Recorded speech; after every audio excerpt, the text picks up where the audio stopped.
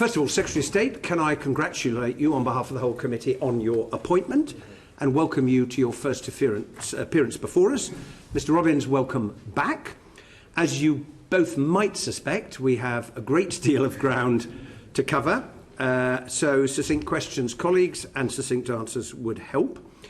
Firstly, Secretary of State, to you, when will the committee receive the results of the Irish joint mapping exercise? Well, I'm conscious that my predecessor did write to you about that. That is something I'm looking into at the moment, so I can't give you a precise date, but I am very aware of that issue and I'm keen that we get an answer to you as soon as possible. Right. Can I just point out, it was your predecessor but one. It was in April, and your predecessor but one said to us we'd get a copy of it shortly. Now, I don't know what your definition of shortly is, but December is not my idea of shortly, and I think the purpose in asking the question is, are we going to see it before we vote on the 11th of December? So I'm alive to the issue, as I say. I know you've been in post just over 2 weeks. Made inquiries on it, and I will get a letter to you shortly to update, but I'm very conscious of the issue. But then, could you explain to us what might possibly get in the way of your honouring the commitment of your predecessor but one to the committee, i.e. not releasing it to us? Well, as I say, I'm very keen, and we've seen through various motions in Parliament that Parliament can request information anyway. So, as I say, I'm very keen to get the information to you, and I hope to have an update on that shortly. Have you had any resistance on the EU side to this now being published? Are you aware of any, either yourself or Mr. Robbins? Anyone Not aware that this is a problem? No. Sorry? I would have to clarify on that point, Mr. So you don't know, neither of you have any idea whether there's a problem on the EU side to publishing this? Because the argument was, while the negotiations are going on, okay, but they're finished now, so we ought to be able to have it. And a promise is a promise. Which is why I'm hopeful we can get something to you shortly. I would say on behalf of the committee, the clear expectation is we're going to get it, and that when we get a letter from you, that will make it clear. That's helpful as long as we see it. Now, as I understand it, Secretary of State, you'll be leading principally on domestic preparations for Brexit. Is that correct? Well, it's two things, Mr. Benn. So I think firstly on the domestic side, there's obviously, as you're well aware, a huge amount to do, both in terms of the forthcoming meaningful vote, in terms of the planning following that with the withdrawal agreement bill, with the various plans that will need to be done in terms of legislation, or in the event of that vote not going through in terms of no deal planning. So the first aspect is on the domestic side. Secondly, in terms of the phase 2, which perhaps is the crux of your question. On the phase 2, then I will be leading that politically on behalf of the Prime Minister. So ministerially, I will lead that on behalf of the Prime Minister in terms of phase 2. And in terms of the structure of Whitehall, that is an issue that I am discussing with the Prime Minister and with colleagues across Whitehall, because, as I'm sure you will appreciate, as we move into phase 2, then the governance structure will undoubtedly need to reflect the different approach. Obviously, there's going to be a lot of different work streams, and indeed, just the mere fact that we will be outside the EU institutions, so the Prime Minister's own interaction outside of those institutions will change. So that is something that we are looking at, and I very happily write to you and the committee once we have further clarity on that. That would be extremely helpful, but on the assumption that Michel Barnier is still sitting on the other side of the table, he's going to find you sitting looking at him. Well, when it comes to those negotiations. Well, as I said, two things. So firstly, in terms of ministerially, I will be leading that's what I mean. on the phase 2. In terms of the governance, the architecture within Whitehall, that is something that we're looking at the moment. Fine. Can I take it you've seen the legal advice of the Attorney General on the withdrawal agreement and the political declaration? Yes, I have. You have read it. Could you just briefly explain why is the government not complying with the resolution of the House of Commons of the 13th of November? Well, I think the Attorney General, as you know, is before the House this afternoon. I think the House and the committee will have ample opportunity to explore that with him. As you know from your own distinguished ministerial service, that there are well-established conventions in terms of legal advice. Those arguments, I understand, were also rehearsed at the recent liaison committee, of which You were a member through your role chairing this committee, but I'm sure the House will be discussing that with the Attorney-General this afternoon. The reason I'm asking you, I'm of course well aware the Attorney-General is appearing before the House later, is if the government is saying that this clear resolution of the House of Commons, which the Speaker has confirmed, is effective, it's not just an expression of the opinion of the House, it is an expression of the will of the House that certain documents should be provided for it. It does have implications for certain other votes that are coming up if the government is going to say, well, that was all very interesting, but we're not doing it. And really, I'm looking, I think, for reassurance that if the House of Commons votes for certain things to happen, which may well follow the result of the vote on the 11th of December, that the government is going to respect that and get on with it rather than saying, no, we're not doing it. It's a point about democracy in the House of Commons. I very much hear, Mr Benn, the point you raise. I'm always mindful myself of the Speaker and the directions that he gives. But it is an issue, as I say, the Attorney will address this afternoon. And I think it's best that, as the law officers lead on this, that they allow the Attorney-General to address it. But do you think in general, if the House of Commons votes and tells the government to do something, that the government should do it, as a general principle? Is that something you would subscribe to? I think there's distinguished members of the committee. I look at Mr Chope particularly on this in terms of standing orders and how the House rules. As a general principle, when the House makes a direction, then obviously the government listens very carefully to that. But at the same time, it is also a point of long-standing practice that legal advice, for very well-known reasons of which you're well aware, which is if legal advice is disclosed, then there is a concern as to how that might impact in the future on the frankness and openness of legal advice. It's a very well established approach that legal advice is not published, but the law officer this afternoon will discuss this in more detail. Okay, well, we look forward to hearing further later. And finally, to you before I turn to Mr Robbins, why won't the government rule out no deal, given, first of all, it's quite clear we're not ready as a country, and secondly, given the documents that were published last week, it would do considerable damage to our economy? Well, I'd rather put it as in we're ruling in a deal. We have a good deal that respects the referendum result. European colleagues have made it clear it's the only deal. It delivers on things such as a skills-based immigration system, taking us out of the fishing, being an independent coastal state, taking us out of common agricultural policy, things that I, as a Brexiteer, campaigned for, so it delivers on the referendum result. But it does so in a way that, as the Chancellor has said recently, that also manages our economic relationship with Europe, ensures we have the free flow of goods. So we have a deal on the table, which is a good deal. It's the only deal, and that is what, as a government, we should be focused on delivering. Well, that's very helpful. Unfortunately, it's not the answer to the question that I put to you. The question I put to you is, why won't the government rule out leaving with no deal, given, in my view, we're not ready, and given the view of the government, as published last week, that it would do damage to our economy, and you've heard what businesses have said about the implications of leaving with no deal. How could any responsible government contemplate leaving with no deal? Well, in your previous question to me, you said, Mr Benn, that the government should be always mindful of the resolutions of the House. The point that was there, and therefore for the government to rule things out, one can't be certain, because the point, if we don't support the deal the Prime Minister has secured, and secured after a very hard-fought negotiation lasting over 2 years, where the Prime Minister fought day and night to secure a good deal for this country, a deal that honours the referendum.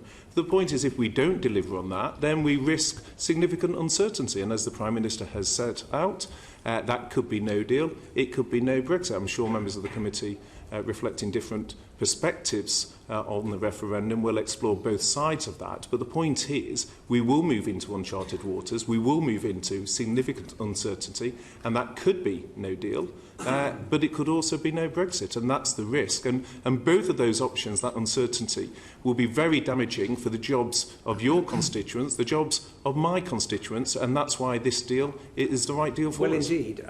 I suppose, let me ask you one more time. Would you personally support leaving the European Union with no deal? Well, we're preparing for no deal. There's significant work going on. We know you're preparing, but is it something that you, as the Secretary of State for exiting the European Union would be prepared to support, to leave Well, with no deal? what I support, Mr Ben, is the deal that the Prime Minister has Yes, no, I've got negotiated, that. and that is what we are focused on. But one cannot second guess, and your earlier question on the legal advice pointed to this very issue. One cannot second guess how the House will react. But it's the government's focus to deliver on this deal because, as a number of senior European figures have made clear, this is the only deal, and it is a deal that the business community support. It gives them the certainty they need for jobs, but it is also one that doesn't damage our democracy, because not honouring the referendum, the biggest vote in our history, I think will be hugely damaging for our democracy and be very divisive for the country.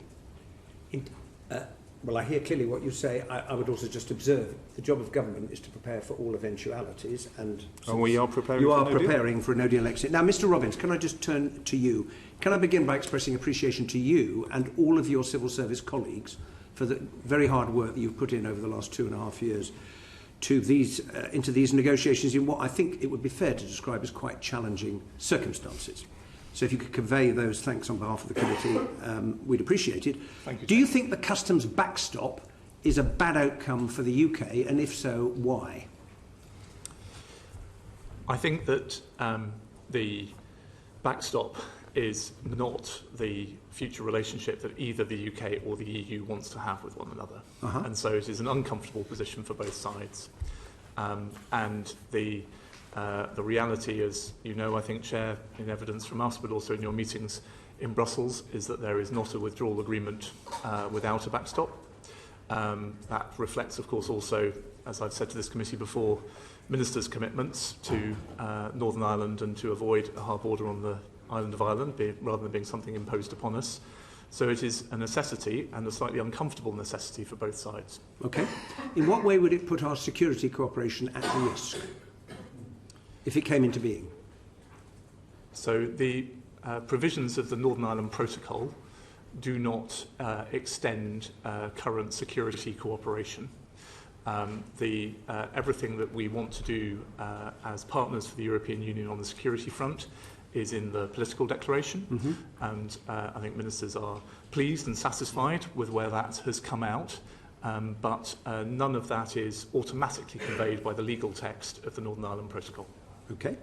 Can you tell us what the impact would be on trade between GB and the EU if we were to enter the backstop? What kind of friction would be involved? That wouldn't apply to Northern Ireland, but it would to GB-EU trade.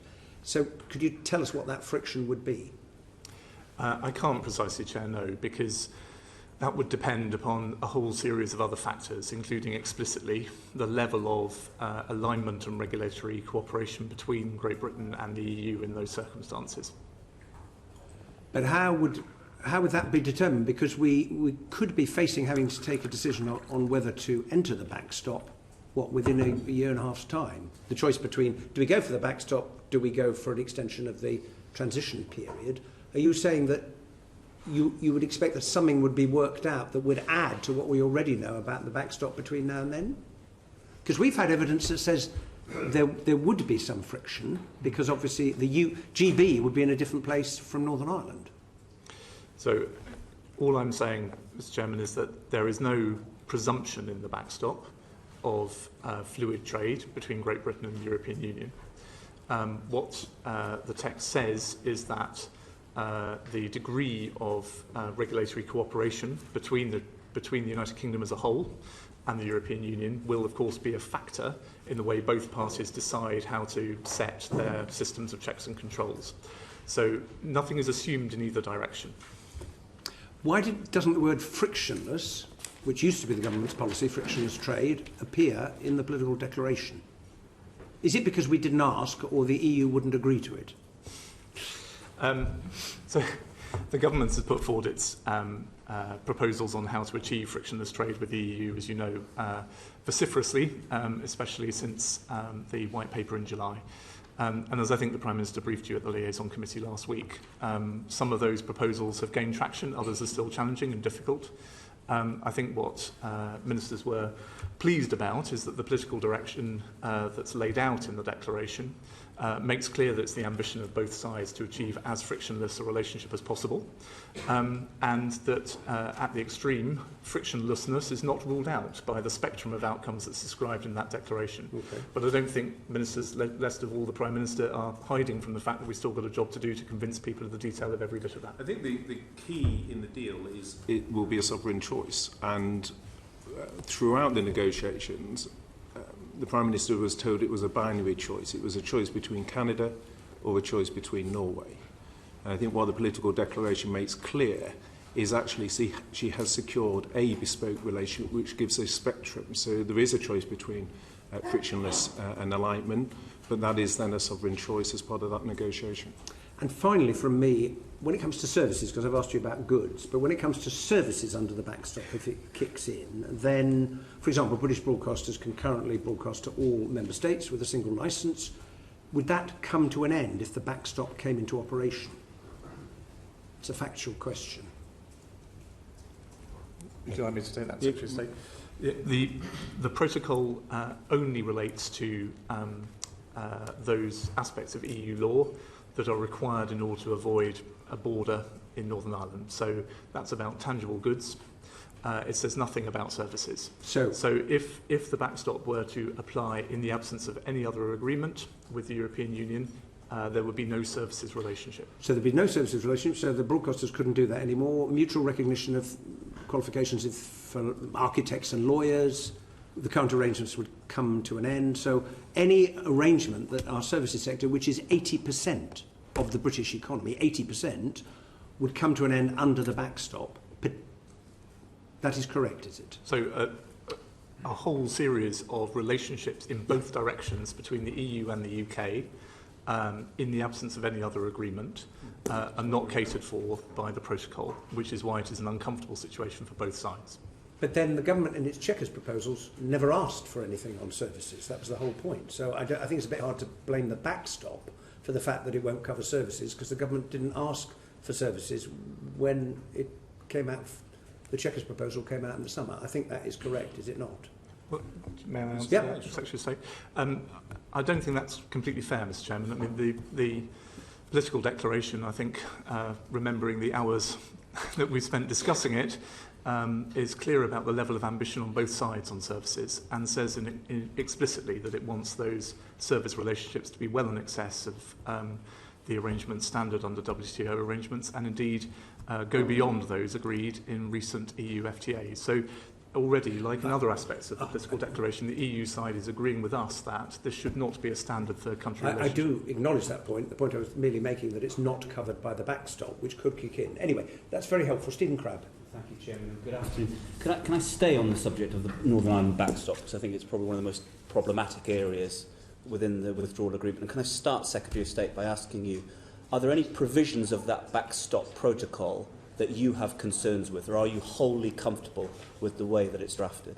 Well, there are compromises. I think with any negotiation, Mr. Crabb, there are compromises. And concerns that you have. What would be the specific concerns that you have about the way the current backstop is drafted? Well, I think the first point I make is the intention is not to go into the backstop. So there's a number of safeguards, one of which is the option to avoid going into the backstop. There's also things like, for example, extending the interim period, implementation period. There's also safeguards in terms of coming out of the backstop, in terms of the best endeavours, the requirement for the timetabling, the option in terms of technology, which was specific language that was put into the political declaration.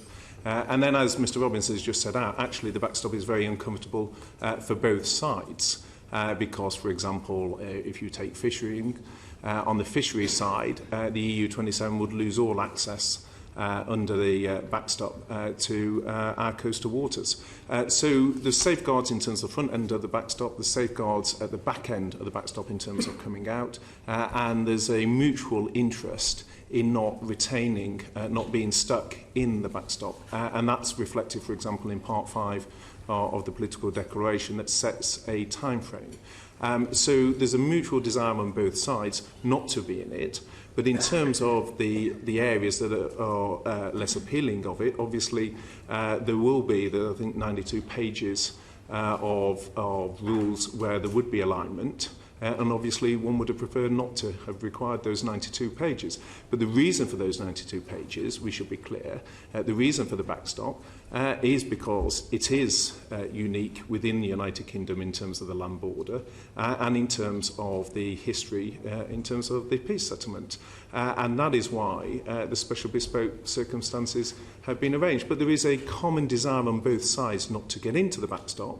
And certainly for it not to become a permanent feature. And I think a lot of colleagues have been concerned around the question as to whether we would get out of the backstop. And as I say, there are 3 tiers of safeguards to avoid that happening. So is it your view that the best endeavours clause and the fact that you believe that both sides will be heavily incentivised to avoid going into the backstop is enough to make colleagues in the House swallow what I think you would admit is an uncomfortable wording of the way the EU can veto us unilaterally leaving? Well, I think we need to make the case because I think it is actually quite a complicated area of law. I think the legal wiring between the withdrawal agreement and the political declaration takes some unravelling. And I think sometimes people reacted very quickly to the withdrawal agreement, and actually and I think there's a good opportunity with the Attorney General today, as one gets a clearer picture of that legal wiring, one gets a better understanding of the obligations it places onto the EU.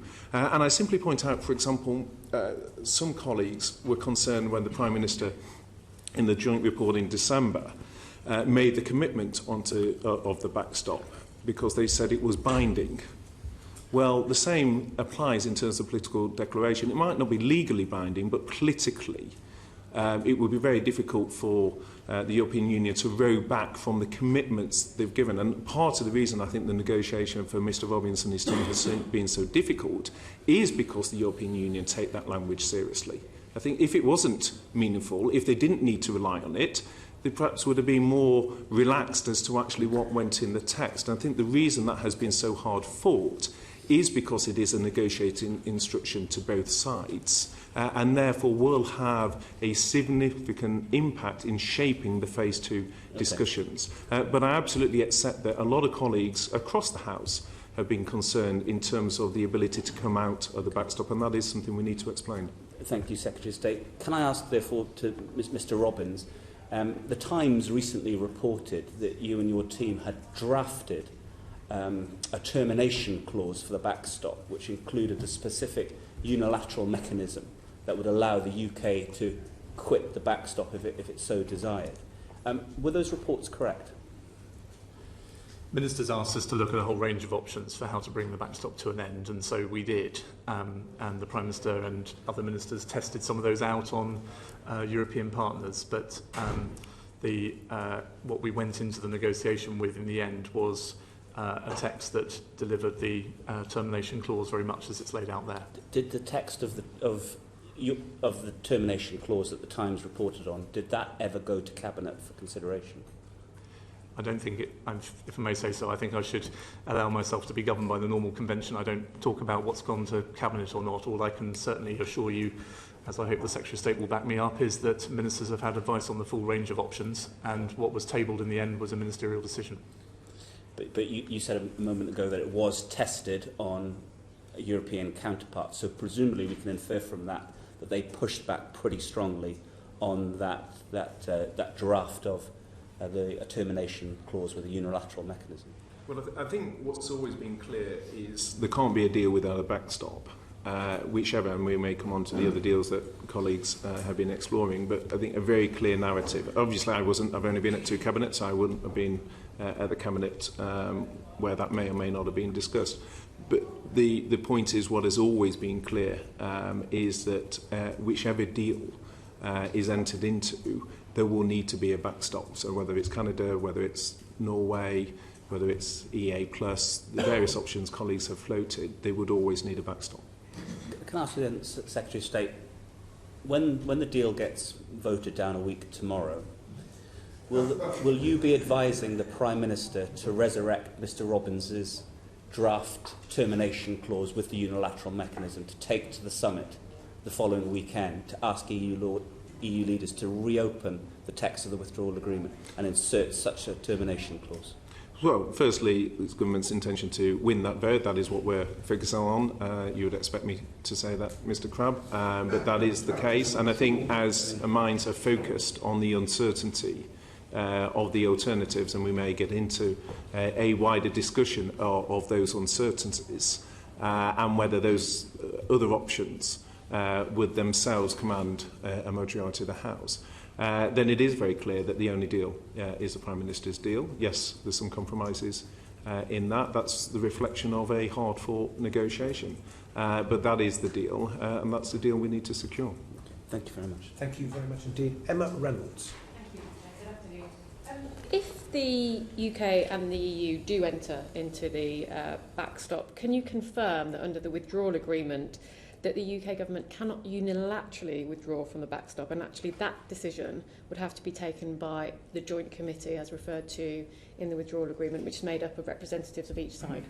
So you're correct that it would be a question for the joint committee and then the arbitration process, and that's a normal approach.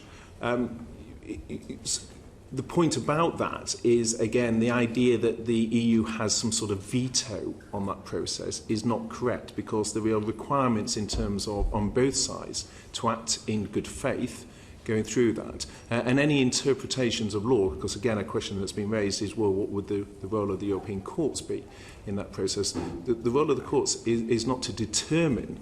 The role of the courts is simply in terms of any interpretation of EU law. So the role of the courts is regarding the factual position, what is the interpretation of the law, not determining the case. So it would be for the joint committee, the arbitration process, and there are requirements in terms of acting in good faith as to how that would need to be conducted. I understand what you're saying, but so it is the case that the UK government couldn't withdraw from the backstop unilaterally. That's certainly the case. Because it's an insurance. I mean, the whole nature of the backstop is an insurance. But as we've already covered, Ms Reynolds, there's strong incentives, firstly, to avoid going into the backstop, but secondly, as to why, from a EU perspective, they themselves would not want to stay. And if indeed you look at the comments that President Macron raised the other day, the point about those comments relating to fishing is that on day one, the EU 27 would lose access to UK coastal waters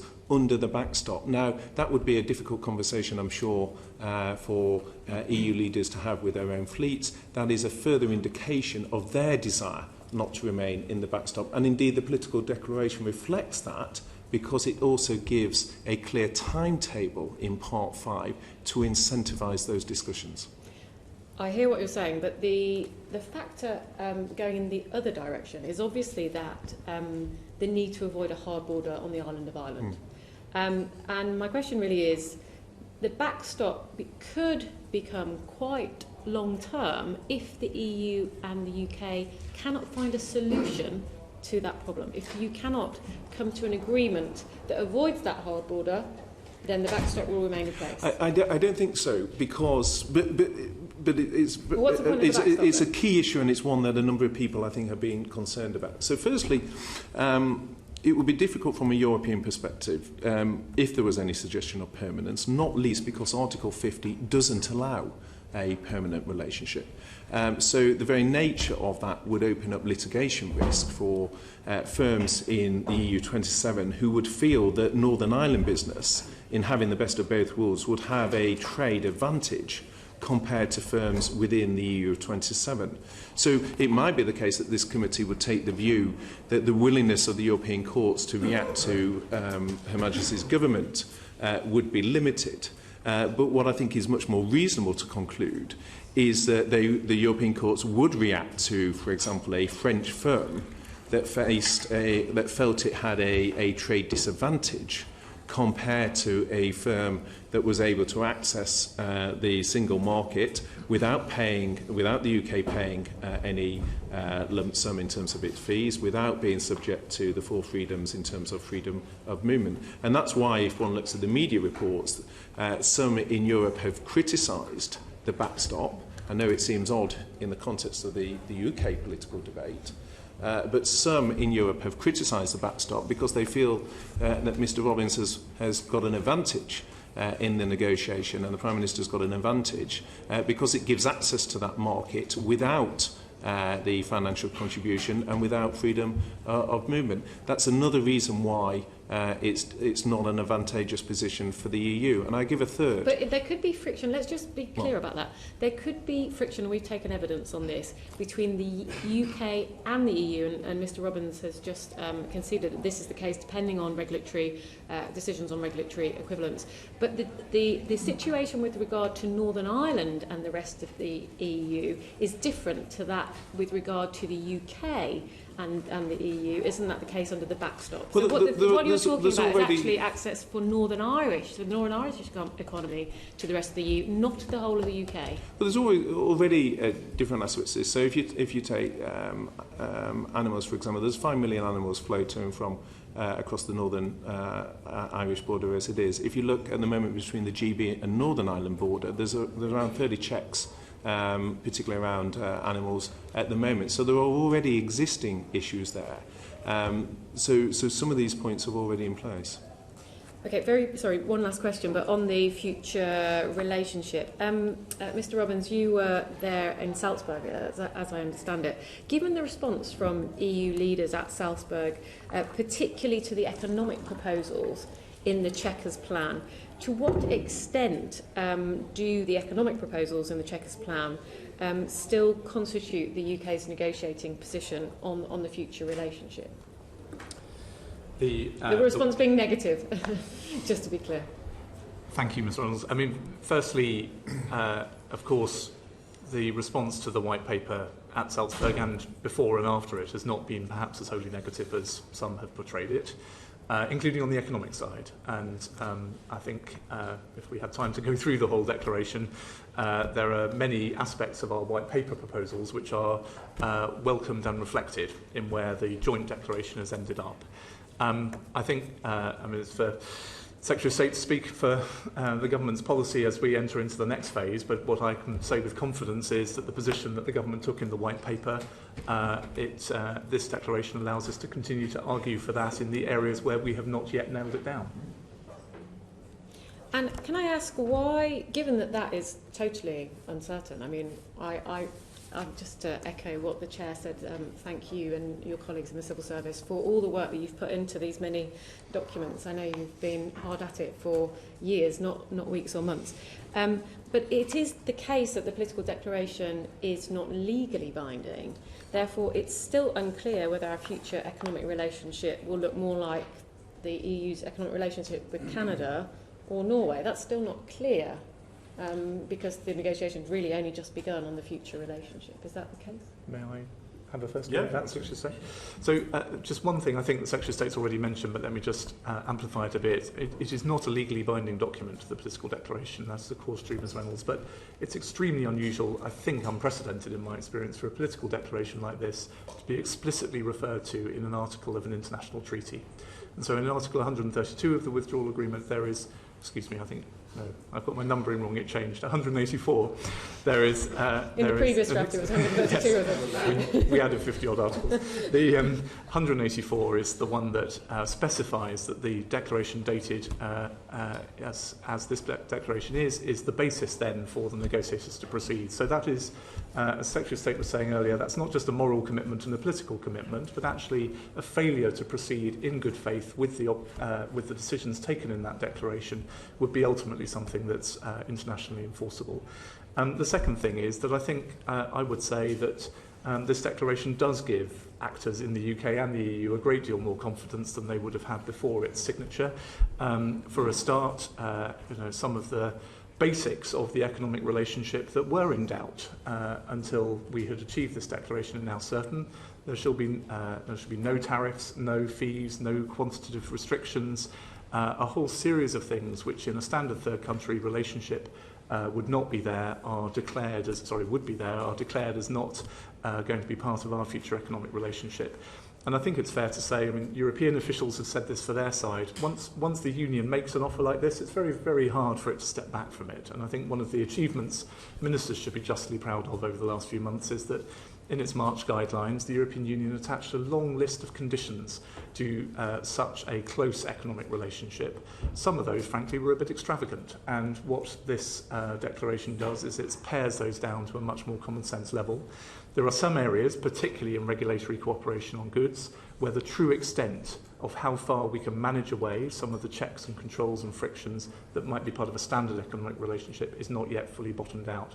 But the key achievement in this document is that that is still to play for in the second phase of negotiations, and indeed in mentioning the spectrum of outcomes in the way the European Union has jointly signed up to doing, it concedes of there being a relationship between the kind of obligations the UK and the EU are freely going to enter into with one another and the degree of friction in the trading relationship. So as the Secretary of State said a moment ago, basically both sides have agreed this is not quite the binary situation that some made it out to be some time ago, where you're either Norway or Canada, if you forgive the caricature. Okay. Thank you very much. Jacob Rees-Mogg. Mr. Robbins, can I first ask you about today's Daily Telegraph and a couple of extremely interesting comments that are attributed to, which you may wish to dissociate yourself from, and I at least want to give you that opportunity. First of all, he, that is to say you, argued that extending the transition period after Brexit would provide a more cast-iron escape route. Is that your view? You'll expect me to say, Mr. Rees-Mogg, that I'm not going to comment on an apparently leaked document, but it is certainly true that if the UK were to enter into an extension to the implementation period, some of the other negative consequences of being in the backstop that the chairman referred to at the beginning would not apply. Thank you. Now, I thought you'd say you wouldn't comment on a leaked document, so I'll ask again whether it's your view on the next quotation, regardless of where it's come from. We should not forget that the backstop would, even with a UK-EU customs union, is a bad outcome with regulatory controls needed somewhere between GB and NI, serious and visible frictions and processes between GB and the EU, and no security cooperation provided for. Is that broadly your view? All I can do is reiterate, Mr. Rees-Mogg, that the backstop is definitely an uncomfortable outcome for both sides. Well, at least for one side. Thank you. I think for both, Mr. Rees-Mogg. Well, I'm not at all convinced about that they've got exactly where they want us. And Secretary, can I come to you now? Because you mentioned that this would only be temporary. But temporary in EU terms can be quite a long time, can't it? Norway remained in a temporary agreement before the EEA was established for 22 years. So when the government says temporary, that's not a time-limited temporary.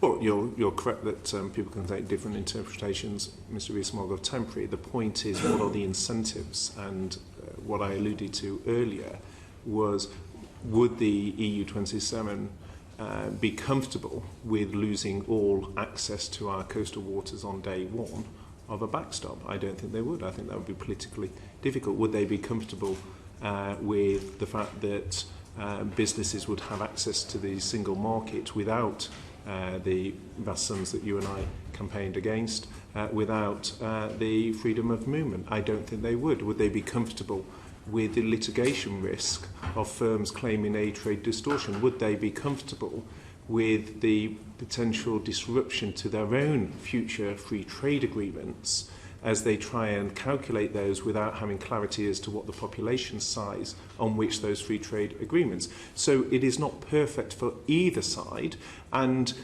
if one doesn't, because I can see from your reaction, accept any of those safeguards, there is also, and this followed the work of a number of colleagues in government, a clear language in the political declaration in terms of things like the use of technology to expedite a solution. Because actually what we're really debating here is a huge focus on the withdrawal agreement, which is the winding down element, and the backstop is a part of that. But the key opportunity for us is the future trade agreement. That is the way we get out, well, we try and avoid going into the backstop in the first place. But if that were to arise, and there's ways of avoiding it with the implementation period, but if it were to arise, the key is to move into the future trading relationship. Your point, Secretary of State, on the backstop being so attractive for them, surely is slightly contradicted by your suggestion earlier that no deal was possible without a backstop. If it's so bad, why did the EU insist upon it? Because the EU cannot enter into a permanent relationship whilst we are still a member. And therefore we need to have exited in order to reach that future agreement. Now, one of the issues, which I'm sure you and I have... Well, if I may just finish the point, please. One of the issues, I'm sure, as Brexiteers, you and I have often been lobbied about from business, is they don't want two sets of changes. They want to have one change. Now, if you come out on a no-deal situation with the World Trade basis, then one assumes one is also looking in the future for a free trading arrangement. Well, you are then into having more than one change. One of the attractions of the Prime Minister's deal, through having the implementation period, is not only do we give businesses greater certainty in the short term, up to the end of 2020, but then beyond that, when a change is made based on that future arrangement, it is done because we have left at the end of March. But that assumes that no changes are made in the UK ex-Northern Ireland post the implementation period under the backstop, because you're saying that there would only be the one change, and therefore you're saying that the backstop would not allow GB to use its flexibility to change regulations. No, what I'm saying is otherwise there will be two changes. That doesn't exist. What I'm saying is, what I hear all the time from business is they want certainty. They want as much clarity as possible. In Parliament, we have had, over the last week or so, a huge focus on the withdrawal agreement and on the backstop. In essence, the winding down provisions of our relationship. What needs to be the focus and what the Phase 2 discussions are about and what the mandate that is set out in the political declaration unlocks is actually the future relationship. And it is slightly paradoxical that we've had all this fixation on the backstop and the withdrawal and the winding down provision, when actually, as a Brexiteer, as an optimist for the future, as someone who wants to trade with the globe and actually look to the wider world, what we should be looking at is that future trading relationship. There's an inherent contradiction, isn't there, in saying that the EU couldn't use the facility under Article 50 to negotiate the future framework, that it can have a backstop without an end date, but it can't go further than that. It seems to be the EU can agree what it feels like. No, I don't accept that. I think one of the features, and I always feel this whenever I read the European Union, the correspondence that particularly write on the European Union, what is always striking is how much their approach is informed by the legal process. And I think sometimes that's something we don't give sufficient weight to within the UK. And it is the legal process in Europe that a permanent relationship, a permanent trade arrangement cannot be reached until we have left. I am committed to ensuring, and the Prime Minister is committed to ensuring, that we do deliver on that. We do leave the EU on the 31st of March, and by that point we're then in a position to be able to agree a trade agreement. But we can't do that before we have left. It's not quite what your predecessor but one said. He said the trade agreement could be agreed a nanosecond after we'd left. It couldn't be formally agreed, but it could be negotiated. Well, actually, I think, with respect, Mr. Rees-Mogg, you're splitting hairs there, because the point I was making was you can't agree it until we've left. The point you have just said is it couldn't be agreed until we're left. Well, one can argue as to how quickly after leaving it can be agreed, but the point of law, as a former lawyer, the point of law still stands. The legal point, and I come back to the point that the EU takes a very much an approach, as I understand it, where its legal process is very important to it. And the point is you cannot agree as a matter of law, European law, until we've left. That's the point. The history of the EU is that it's managed to adjust its legal process whenever it's needed to in other occasions. Well, the law does evolve, of course. Of course, and when it needed to bail out Greece, it suddenly found that laws didn't apply at all. But let's come to some specific points of Annex 2, Article 3, subsection 2. The United Kingdom will apply to its customs tariff. Customs tariff may not, under any circumstances, which is lower than the common customs tariff for any good or import from any third country. When previously has the UK allowed for taxation without representation? Because the EU will be setting our customs taxes, and we will have no say on it once we've left. You're talking in terms of the Northern Ireland Protocol? No, this is under the backstop. Annex 2, Article 3, subsection 2. Taxation without representation. Well, I don't accept that at all. I've got that precise text in front, so I'll pick that up and happily write to you on it. But we've covered why the backstop is undesirable, we've covered why we have no desire to go into it, and we've covered the safeguards that there are in order to allow us to exit from it. But if the EU raises tariffs, we will have to follow, and we will have no vote on that at all. So it is taxation without representation, a fundamental constitutional principle given away in the backstop. No, I don't accept that at all. Okay, but you don't seem to know about it, which is a bit of a problem. Can we go also then to Article 174, disputes raising questions of union law, because the government has consistently said that the jurisdiction of the ECJ will no longer apply once we have left, with the exception of citizens' rights. But this says that the arbitration panel shall not decide on any such question. In such case, it shall request the Court of Justice of the European Union to give a ruling on the question. This is not discretionary, this is absolute.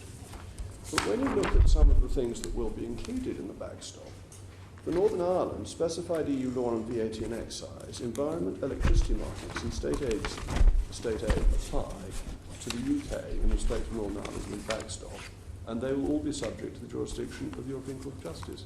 Can you explain how this squares with the government's stated view that we will be out of jurisdiction of the ECJ? So I think there's a limited area in terms of Northern Ireland. So the single electricity market is distinct anyway. Firstly, that was a bilateral agreement before.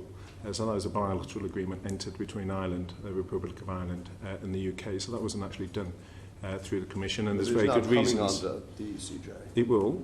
Yes. So that's an addition to ECJ jurisdiction, rather than a subtraction in this agreement. So there are, again, it comes back to my earlier point in terms of winding up issues. So there are, in terms of, this applies also to goods, which I think was inherent in your question, which is there are certain areas, the same actually applies in terms of citizens, where as part of the winding down arrangements, there are certain rights in place, certain arrangements in place, which are currently within the jurisdiction of the European Court. And that will continue within the backstop. I've touched already on the desire to come out of the backstop.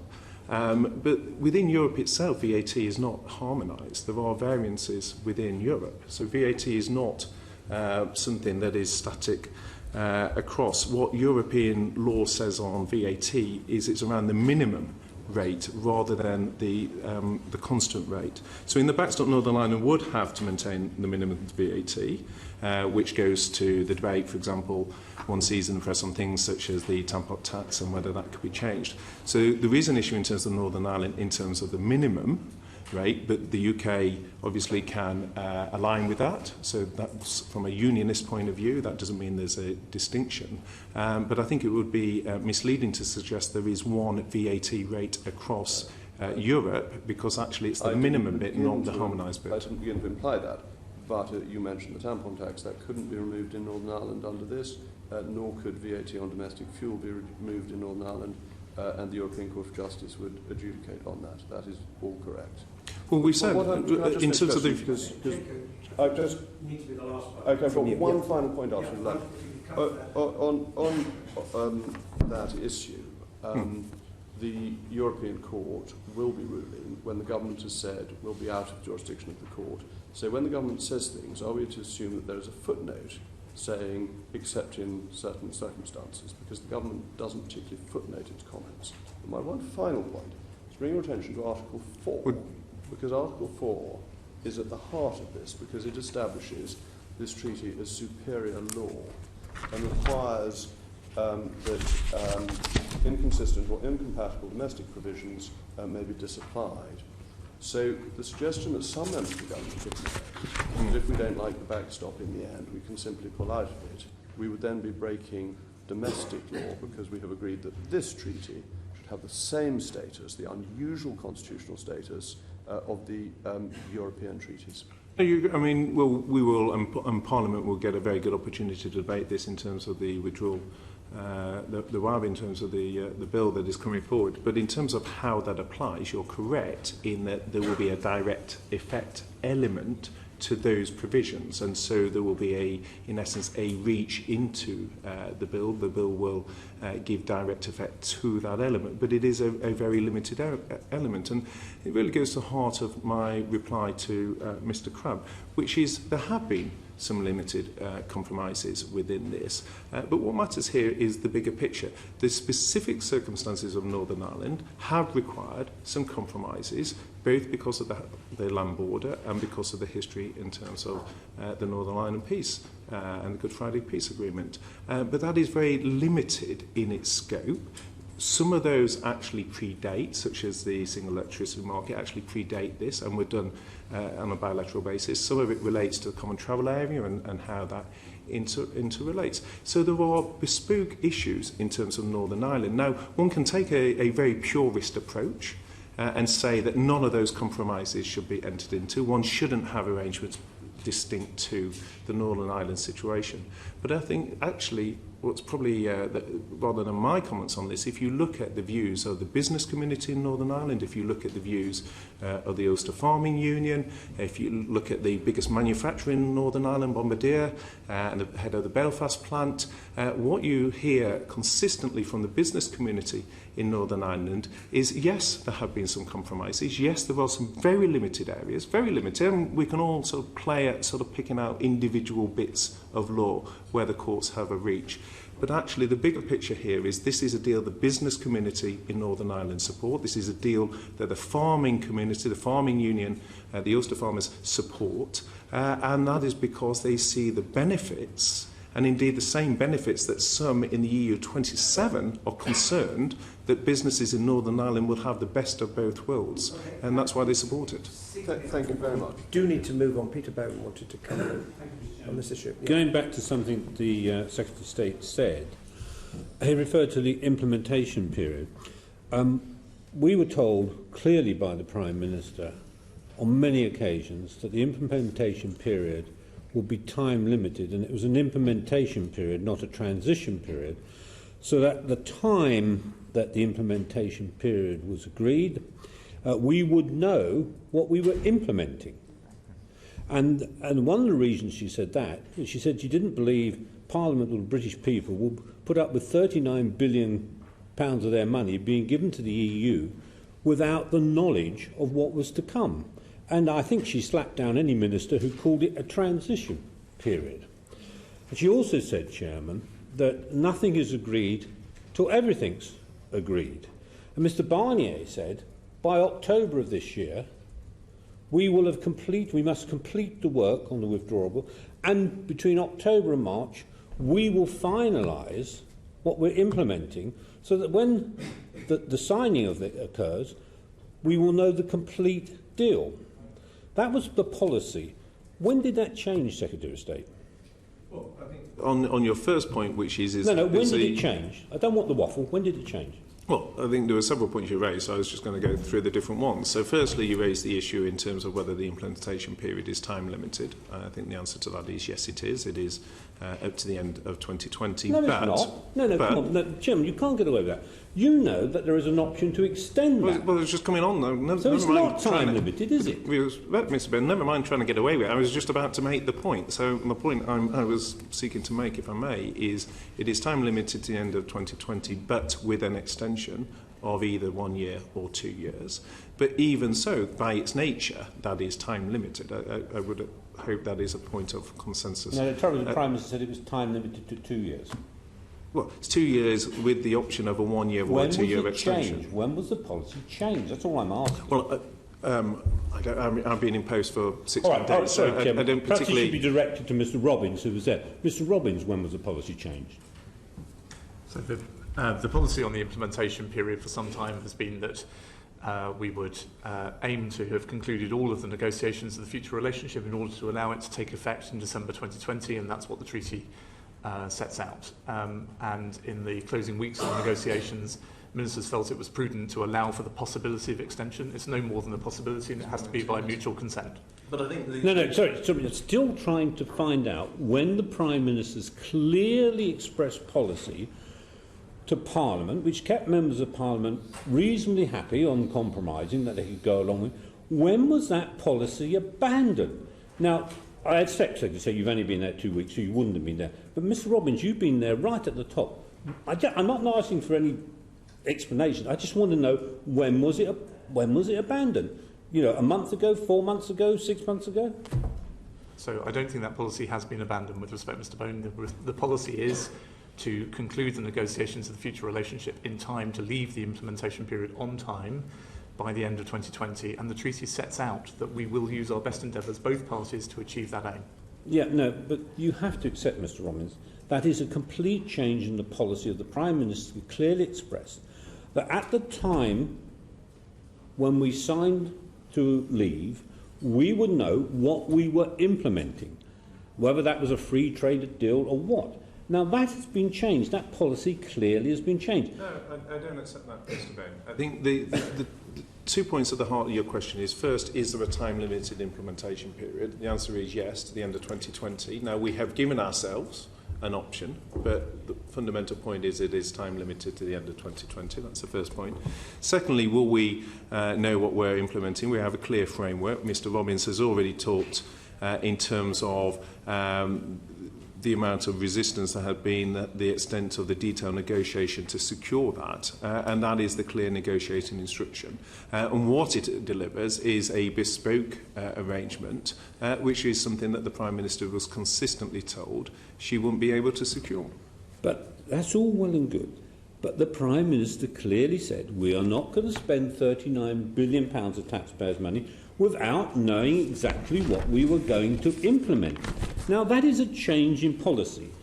I'm not saying whether it's a right or wrong change in policy. I'm just asking, when was that decided and how was it decided? Well, I don't accept the premise that it was a change. I think the issue in terms of the 39 billion, which I know you've raised a number of times in the Chamber, and very happy to get into the detail around the methodology of that, what that relates to, why that range of 35 to 39 billion has been agreed. But that has been agreed on the basis of us maintaining our relationship with our closest trading partner. That is what the political declaration allows us to do. And what it does is give clarity as to the fact that we are not going to be in a standardised arrangement as other third countries, and reflecting the very close, over 40 years of relationship, the shared values that we have with the EU 27, and reflecting that, the Prime Minister has secured a bespoke deal, and that is what we're paying for. Now, the 39 billion we can very happily get into, I'm but going to there are a say number time, of... Mr Chairman, because we've heard all this. It really doesn't help the debate when politicians and civil servants just don't answer a straightforward question, is when did the policy change? And if you had something to implement, then you would be fair, but you have nothing to implement. So the policy has been changed, and when? And if you don't accept that, it makes the whole of these sort of debates farcical. You're flying in the face of the facts. With respect, I don't accept that, because the policy hasn't changed. The 39 billion, I mean, there's a whole different debate we can get into the financial settlement, into what David Cameron agreed in 2013 as part of the multi-year, same-year settlement, the fact that under the implementation period it takes us to the end of 2020, and how those liabilities sit with the trade-off in terms of what assets we're getting back from, for example, our shareholdings from the EIB and others. I mean, that is a very different debate. Obviously, we can explore the issue of the 39 billion and the negotiation Mr Robbins and the team had, but that is a separate issue. The issue is that the Prime Minister has always been clear that there would be a time-limited implementation period. That is the case. It's till 2020. Personally, I think it's a good thing to have an option. Why would we not want to have an option? I don't think that's a negative. We don't have to use it. So it strikes me as a logical thing to have. But it is time limited to the end of 2020. Thank you, Chairman. And beyond that, it's part of the arrangement. Okay. Pat McFadden. Sorry, I'm a little bit croaky. Secretary of State, could I ask you if you think there are any circumstances between now and next Tuesday where the Prime Minister will pull the vote. No, I think the vote will happen on Tuesday, and I'm very much looking forward to making the case. I think the Cabinet has an important job. It's for the Cabinet as a whole to make the case ahead of Tuesday, and I think certainly what I hear from businesses up and down the country is many businesses themselves are making the case because they don't want the uncertainty that will flow if this vote does not go through. So there's no chance that sometime between now and next Tuesday the Prime Minister will look at the likely numbers in the Commons and decide not to proceed with the vote on Tuesday. That won't happen. I think the meaningful vote has been set out for the 11th, and that is what I expect to be the case. Expect? Of course. Anything stronger than expect? Well, I mean, what more would you like me to say? I've answered the question twice. I expect the vote on Tuesday, Mr. McFadden. Okay. Can I go back to this question of money? Your predecessor made quite a lot of the conditionality of the financial settlement, that it wasn't just the settling of past accounts, that this would only be paid if we got a satisfactory result on the future relationship. Has that been built into the withdrawal agreement, and if so, where? I missed the last Has bit. that conditionality been built into the withdrawal agreement, and if so, can you tell us where?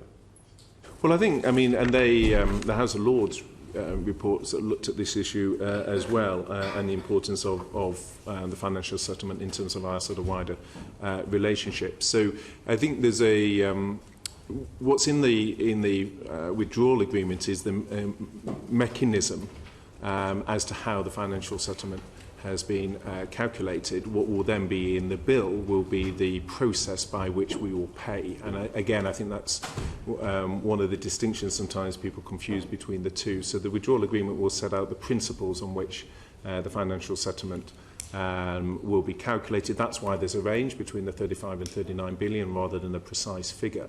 But beneath that methodology, there's a complex interplay between what liabilities the UK has and in terms of what assets we would get in return and how those will interrelate. No, I understand all that. The question I'm specifically asking is whether, whatever the actual sum is between the 35 and the 39 and so on, whether there is conditionality on paying that linked to a successful outcome on the future relationship, or whether that is legally binding on us once we ratify the withdrawal agreement. And if there is conditionality built in between stages 1 and 2, as it were, can you tell us the clause in the withdrawal agreement where that applies? May I support you here, Secretary of State? Just to add, as I've tried to bring out a bit from Ms Reynolds earlier, what the withdrawal treaty does in Article 184 is provide for, is create an international law obligation on both parties to turn the political declaration into legally binding agreements.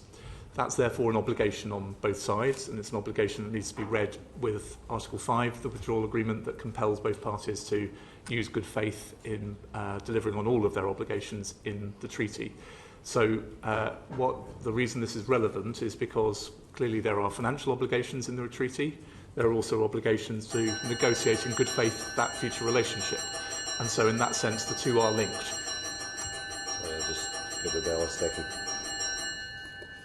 So do you see that Article 184, Ollie, as giving the UK the ability to say we're not going to pay part of this financial settlement at some point in the future? So I think the correct legal view, but this is something that the attorney will no doubt be probed on this afternoon, the correct legal view is it creates an international law obligation on both parties to negotiate. That is not the same as an obligation to reach a particular outcome, but it's an obligation to negotiate in good faith.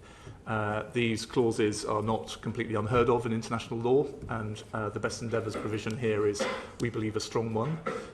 What it means is that if there is obvious signs of bad faith in the execution of that obligation, then it raises a question that in the end will be susceptible to arbitration as to whether the other party is in breach of its obligations and which other obligations of the agreement should be suspended. I'm sorry, I know that's a slightly sort of techie answer to the question, but I want to be as accurate as I can be. So there are circumstances under that article where the UK might say we are going to suspend payments or not make payments under the financial settlement if the UK judged that the future relationship negotiations were not being conducted under best endeavours or something like that. I think what Article 5 of the withdrawal agreement does is create a very strong explicit presumption that both parties will execute all of their obligations in the withdrawal agreement in good faith. And if that's called into question by one party or the other, there is a strong dispute resolution mechanism in the treaty that deals with that eventuality, up to and including the ability for an arbitration panel to endorse the suspension of aspects of the agreement. Okay, can I ask you one other thing, Ollie? I should echo what the chairman said about your efforts and the efforts of your team in putting all this together. It's been a huge effort and body of work. I want to ask you really about the link between what we're already committed to in the December agreement last year and the withdrawal agreement and the shape of the future. Because there's been talk about a spectrum of outcomes, and it's not just Canada or Norway. We've now got a more open canvas, as it were. But is that really the case? In other words, what I'm saying is, aren't the commitments that the UK has made to keeping an open border for the future, which is why we've ended up with a backstop, don't they also inform the shape of the future relationship? In other words, these questions of customs alignment, regulatory alignment so that the free flow of goods can continue, don't they inform the shape of what comes out in that spectrum that you referred to? So, may I actually say, first off, I think the backstop has been a very, very particular instance of a much longer, deeper, difficult policy discussion with the European Union about how you avoid friction at a border. And I wouldn't want to pretend to you that we have yet won that argument in terms of what the government put forward in July as being the right systematic answer to that question for the UK as a whole. But what I think the Secretary of State and I are trying to explain is that by joint agreement with the EU, what we have ended up writing together in this declaration does not preclude that being the right answer. And certainly, as the Secretary of State brought out more strongly than me, it's brought out the joint determination of both sides to find a better way of doing it than is laid out in the backstop.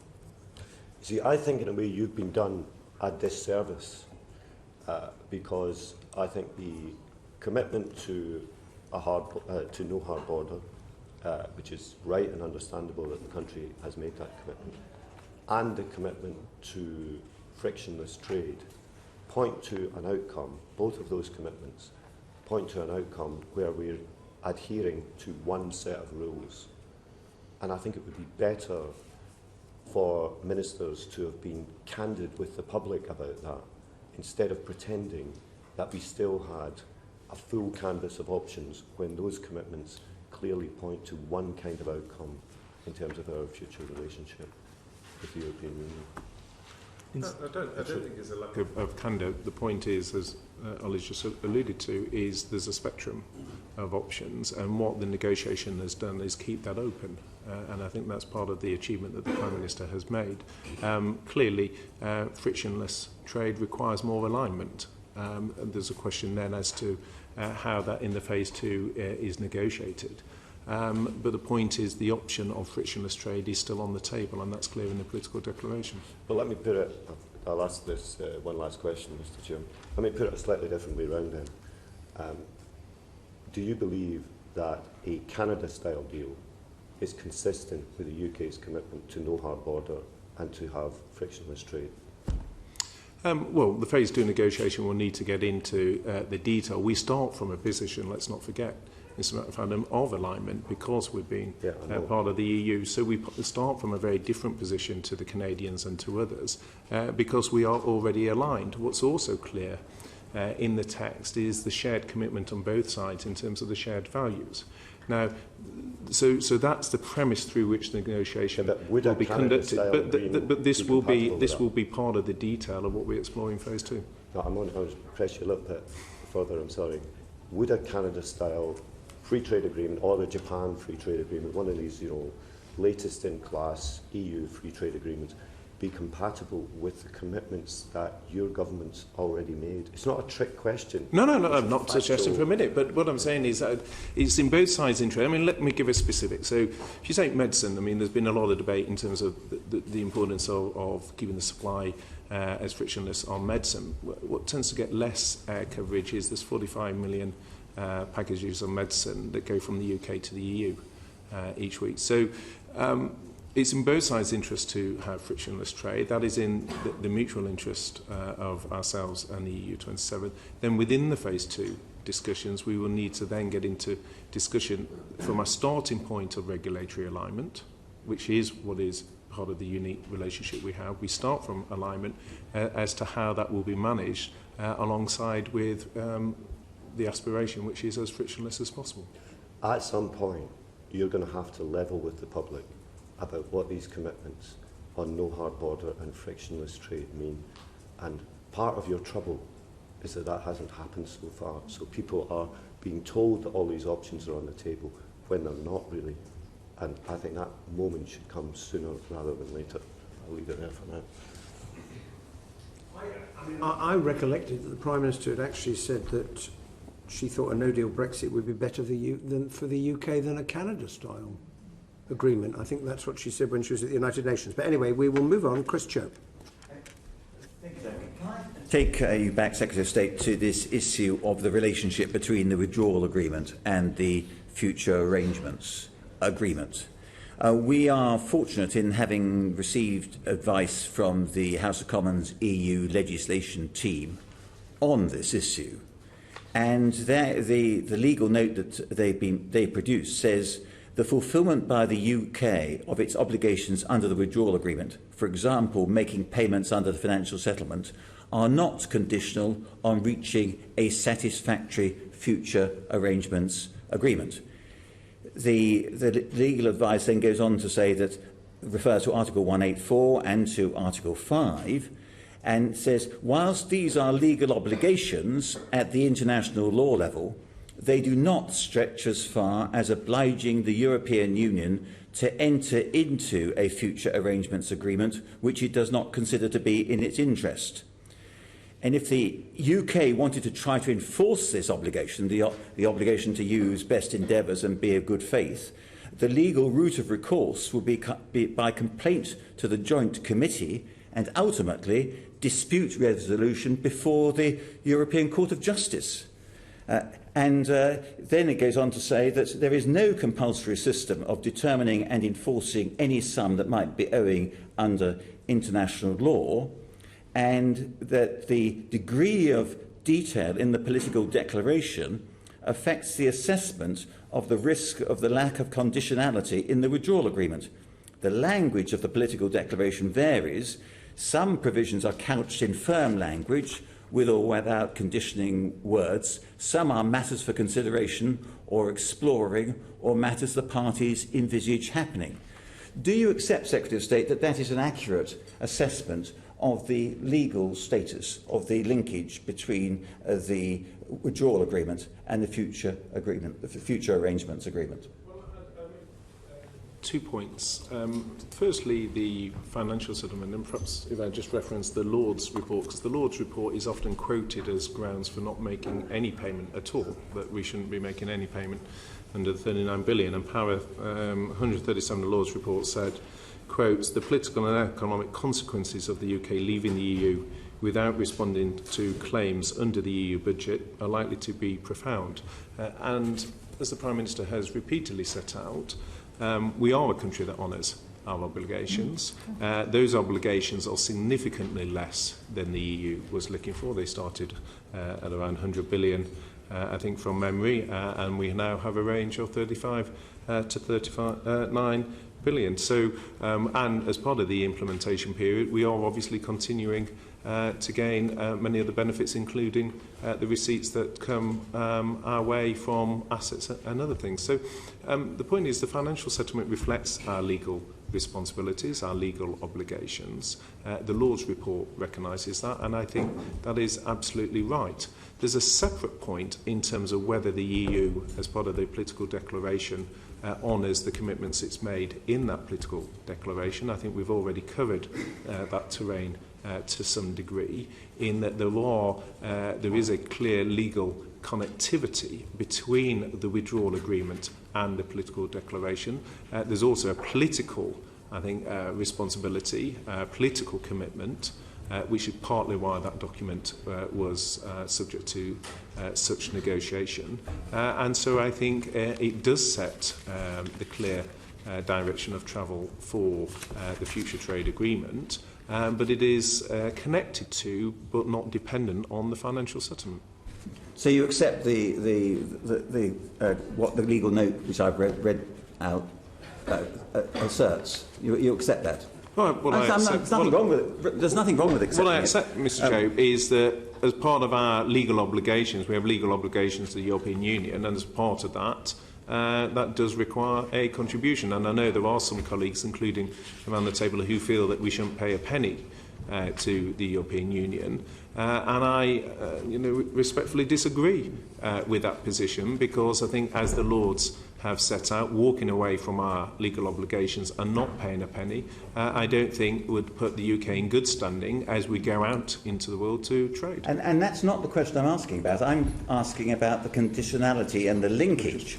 And can I remind you, Secretary of State, that when the Prime Minister made her Lancaster House speech, she said, I want us to have reached an agreement about our future partnership by the time the 2-year Article 50 process has concluded.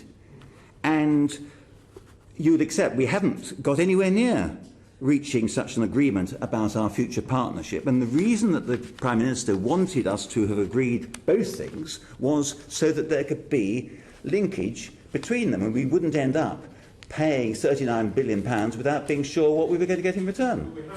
The point is, it depends. It really, the crux of the question goes to the specificity of how much detail is in the agreement. The point is that the political declaration does have clarity in terms of things that the European Union have agreed.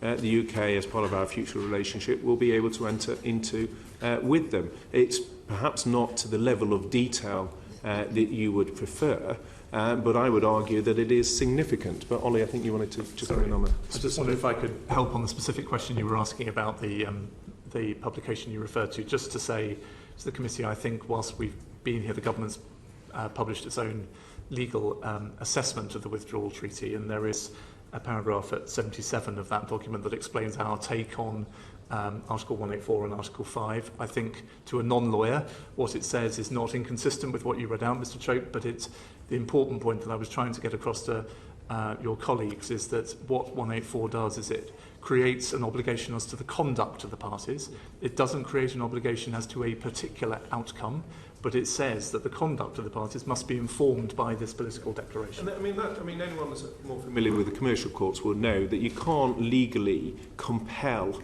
another party to conclude a legal agreement. What you can put into legal text is a requirement for another party to act in best faith, to act reasonably, those sort of requirements. You can't compel them to conclude. And in essence, that is the distinction that's coming out. Well, I don't think anybody's disputing that. But you've said, Secretary of State, that it's all quite clear. Can I ask you, give you some specific examples that in paragraph 26 of the political declaration, it says the parties will put in place ambitious customs arrangements. What does that mean? Then paragraph 54 says the parties agree to consider addressing social security coordination, to consider addressing social security consideration. And then in paragraph 55, the parties will explore the possibility to facilitate the crossing of their respective borders for legitimate travel. And then in paragraph 20, the parties envisage having a trading relationship on goods that is as close as possible. What legal enforceability is there in relation to any of those vague, waffly, ambiguous phrases? Well, I mean, the text refers to it being a framework. What this is doing is setting in essence, the negotiating instructions, the framework for those future trade agreements. I'm not suggesting to the committee there isn't significant work to do in phase 2 as we put those into legal text. But what it does show is the framework in which the EU27, the Commission, the UK will conclude those trade agreements. That's what's being set out in the political declaration. And as Ollie has referred to, there are clear legal underpinnings to that in terms of the way the European Union must undertake and conclude those negotiations. That's what has been agreed. Okay, finally, can I just say this? You and I, Secretary of State, were both elected on the same manifesto in 2017. Page 38 of that manifesto said, "We believe it is necessary to agree the terms of our future partnership alongside our withdrawal, reaching agreement on both within the 2 years allowed by Article 50 of the Treaty on the European Union." You've admitted today that that commitment in our manifesto has been abandoned. No. Can I go back to Mr. haven't. Bowen's question and ask, when was it abandoned? No, well, with respect, I haven't said anything of the sort. What that set out was that we would reach an agreement after a very intense 2-year negotiation. The Prime Minister has secured that agreement. One of the concerns that colleagues across the House has raised as to the legal force of that agreement, and we've covered today in the session the legal connectivity as to why the legal text in the withdrawal agreement gives effect to the political declaration. But it's simply not the case to say that an agreement hasn't been reached. The political declaration has been agreed with the other side. That sets a clear template, a clear framework. It perhaps doesn't have the level of detail on every issue to which, Mr. Chope, you were hoping, but I don't think it can be said that an agreement has not been reached. It has. Okay. Thank you, Chair, and thank you for coming to answer our questions. Now, we heard this morning that an immigration white paper will not be coming before the vote. Perhaps you can help me out. In light of the government's intention to end free movement after December 2020 and introduce, as you have already said this morning, a skills-based immigration system, I asked the Prime Minister last week a question. And I asked, in January 2021, an incoming EU citizen coming to Dublin, travelling on to Belfast and then to the rest of the UK, where will the immigration border be? And the Prime Minister answered that there would be no immigration border because we are in the common travel area. Does this mean the government actually had discussions with the Republic of Ireland that they too will introduce a skills-based immigration system, or that they also will end free movement of EU citizens, which I don't think, because it would be very amazing news if that had happened. So I assume not. And therefore I repeat my question. In January 2021, an incoming EU citizen coming to Dublin, travelling on to Belfast, and then to the rest of the UK, where will the immigration border be? Would it help if I came in here, Secretary of State? I think the Home Office's plans, which, as the Secretary of State has said, will be set out in detail in due course, are based upon the idea that for most EU citizens, the immigration control, your right to work and stay in the United Kingdom, will not be exercised at the border, but exercised in country. So what we're talking about here is that I don't think either side wishes to gum up the border by removing the e-gates and doing all sorts of things that will make it more difficult for people to move for legitimate purposes in both directions. But what that means is that people coming through Ireland into the UK, either via Northern Ireland or directly, if they want to work and to stay in the UK, they'll have to comply with UK immigration law if they're EU citizens. But it doesn't mean that you need hard infrastructure between Ireland and the UK any more than you need more than the e-gates today. can I ask again? But somebody coming into Dublin, it would then be the Irish government that would check that an incoming EU citizen would have the right documents either to work or to travel in the rest of the UK. Is that what you're saying? No, I think the Home Office will set this out in more detail, but the kind of in order for this to work, for someone to work in the UK, they will need the correct documentation to be able to work in the UK, and that's very similar to somebody arriving today. What it doesn't imply is any new particular control on EU citizens coming in through Ireland, or indeed from France to the UK. Because there's a reference to, for short-term visits, that visas would not be envisaged, and therefore someone from any EU country could arrive in the UK at Heathrow Airport, and if they're coming on holidays as tourists, they could do so. They wouldn't require a visa or a permit. That's my understanding of what the government's plan is. But as you've just said, if they want to rent property or work, then they would have to get the appropriate permission, visa of some sort, depending on what the Home Office eventually announces. Is that what the government's intending? Well, the immigration white paper will set out the detail on this. I think what Ollie was referring to is currently employers have responsibilities on registering, and so it will be for the white paper to set out to what extent that has a read across. So but you're not proposing visas for tourists coming to the UK. Well, I think there's already from the EU as well commitments around 160-day visits, I think, for businesses and tourists, and I think that agreement's already been reached with the EU, and that's in the text. So again, I think that one's already been covered, hasn't it? Yeah. So I mean, I think this is an area, the top house, where the phrase free movement is a bit misleading. Free movement, the full phrase was always free movement of labour, and so for people to be able to live and work in the UK, there have always been requirements in order to ensure that that's done legitimately. And obviously, depending on the Home Office white paper, we'll be looking again at what those requirements are in future. In terms of moving across the border, the Chairman is right that the government has said for some time it doesn't want to make that process any unnecessarily more difficult for people than it is today.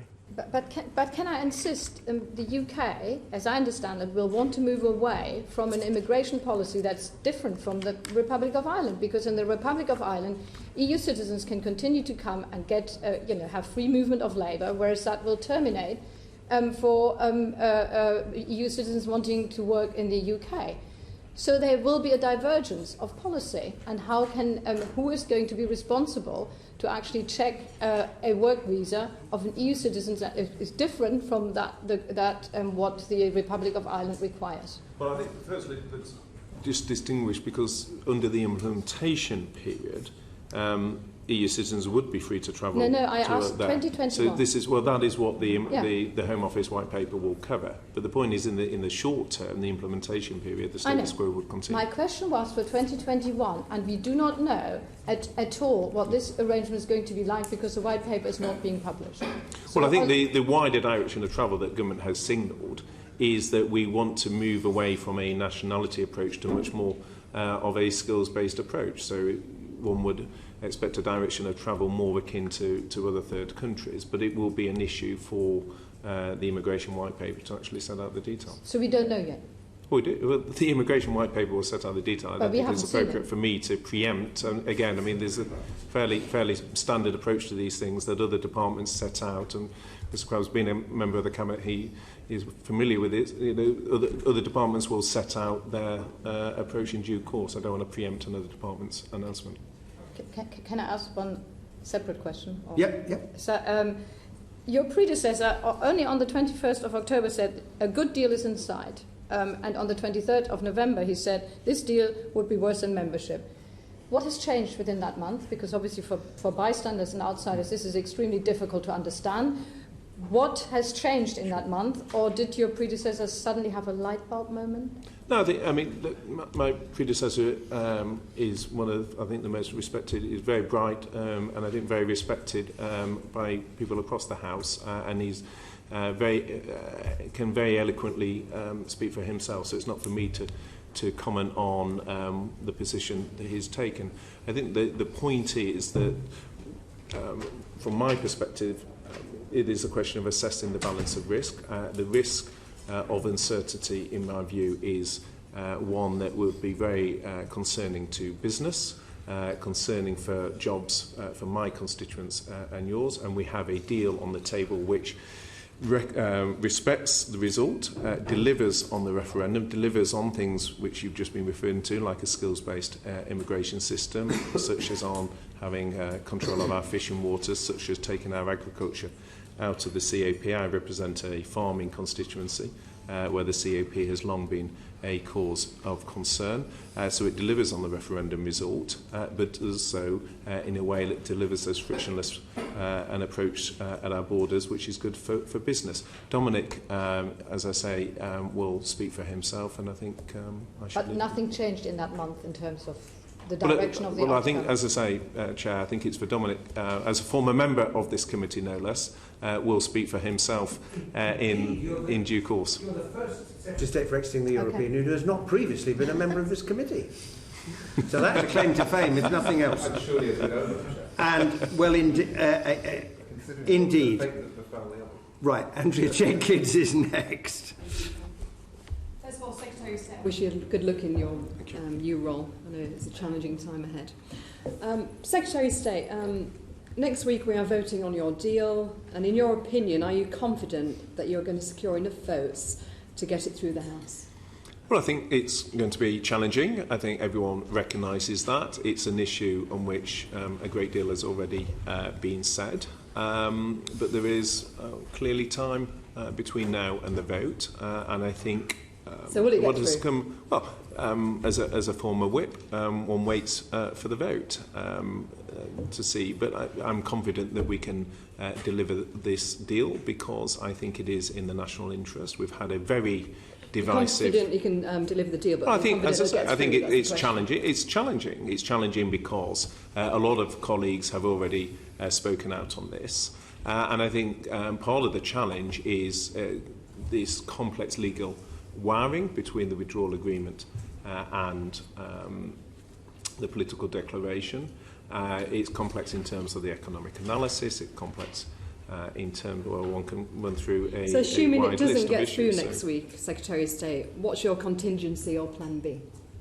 Well, our focus is on delivering the vote, and that's what we're focused on. And but surely it's the job of government to look beyond that, because we know... One hears a lot about this plan B. I mean, the Prime Minister has been very clear that... So there is no plan B? There's no contingency plan? The focus of government, Ms Jenkins, is on delivering this vote. Yeah, that is but what what I about am if that vote focused fails? on. Well, What happens in the that day after the event, vote? then obviously government would have to look at the consequences in due course. But the focus of government is on... the next day, you know, say the vote gets voted down, what's going to happen? I think the public want to know, the committee wants to know, the country wants to know. Well, people often challenge politicians for honest answers. The honest answer is it's unclear, because it's unclear how So you don't Parliament... have a plan? Well, it's unclear how Mr. Parliament... Robbins, could you answer this? No, if I can finish the question. So the point is that we could be in a situation with no deal. We could be in a situation with no Brexit. I think there's significant problems with both of those courses. But what I can be clear on is the consequence of the vote not going through next week would be uncertainty for business, uncertainty of jobs. There's businesses that want to invest. Even more uncertainty if the government and the department hasn't planned. Well, we have. I mean, we could. I mean, it's a separate issue to come on to the work that we have been doing for No Deal preparation. It's work that Steve Baker did when he was the No Deal minister. It's work that Chris Heaton-Harris and colleagues across government have done a huge amount of work. But the clear So are view... you saying, Minister, then that really you don't know, you're deciding after the vote? No. What I'm saying is that it will be... I mean, Parliament will obviously have views on this as well. But it's the focus of government is delivering the deal. This is the best deal for the country. It is the best deal for the EU, I hasten to add. Well, your views are on record, and obviously I have read those. But the point is that this is the only deal.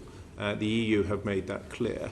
And it is a deal that allows us to deliver the certainty that business needs, but also that for those of us as I know you did, that campaigned for Brexit, that wanted to see a skills-based immigration, that wanted to see us take control of our fishing, that wanted to ensure that we were out of the CAP, that wanted to ensure You're that we going off had the an question independent... with respect. That's what this deal is about. Mr. Robbins now, That's but what thank this you deal very is much about. for answering that, or not answering it in the case. So, Mr. Robbins, you've been on this right from the beginning, for a very long time. So, what do you think is going to happen, or what have you advised the Prime Minister to do if it falls next week, the vote? I can't really add anything to what the Secretary of State has said, Ms Jenkins. The focus of the whole government from the Prime Minister down is on delivering the deal. But do you think that's actually good planning of the government if they haven't got a plan beyond the vote? I think the government is doing... we have plans, as I've touched, generally we have plans in terms of a no-deal scenario, but I think that would be damaging to jobs, it would be damaging to business. But are there plans for a no-deal scenario in the event that the government does not secure the vote? Yes, there are. And a huge amount of work has gone in behind the scenes in government on those plans. But the focus of government is on securing the vote because that is in the national interest. Right, thank you. Secretary of State, in his resignation letter, David Davis said that the Prime Minister's Brexit policy would put the country in, at best, a weak negotiating position and possibly an inescapable one. Furthermore, it said the policy will make control by Parliament illusionary rather than real. And finally, the Common Rulebook policy hands control of large swathes of our economy to the EU and is certainly not returning control of our laws in any real sense. Was David Davis, the Secretary of State for 2 years, wrong? And if not, what dramatic changes have been made to the deal to put Mr Davis's concerns at ease? Well, the biggest part of our economy is services. And this deal doesn't put services in anyone's control, quite the opposite. So I'm just taking that as just one example. So no, I don't accept. I mean, I obviously hugely respect the work that David Davis did in the department and also in government, and also incidentally as a parliamentarian. I think he's a parliamentarian of huge standing.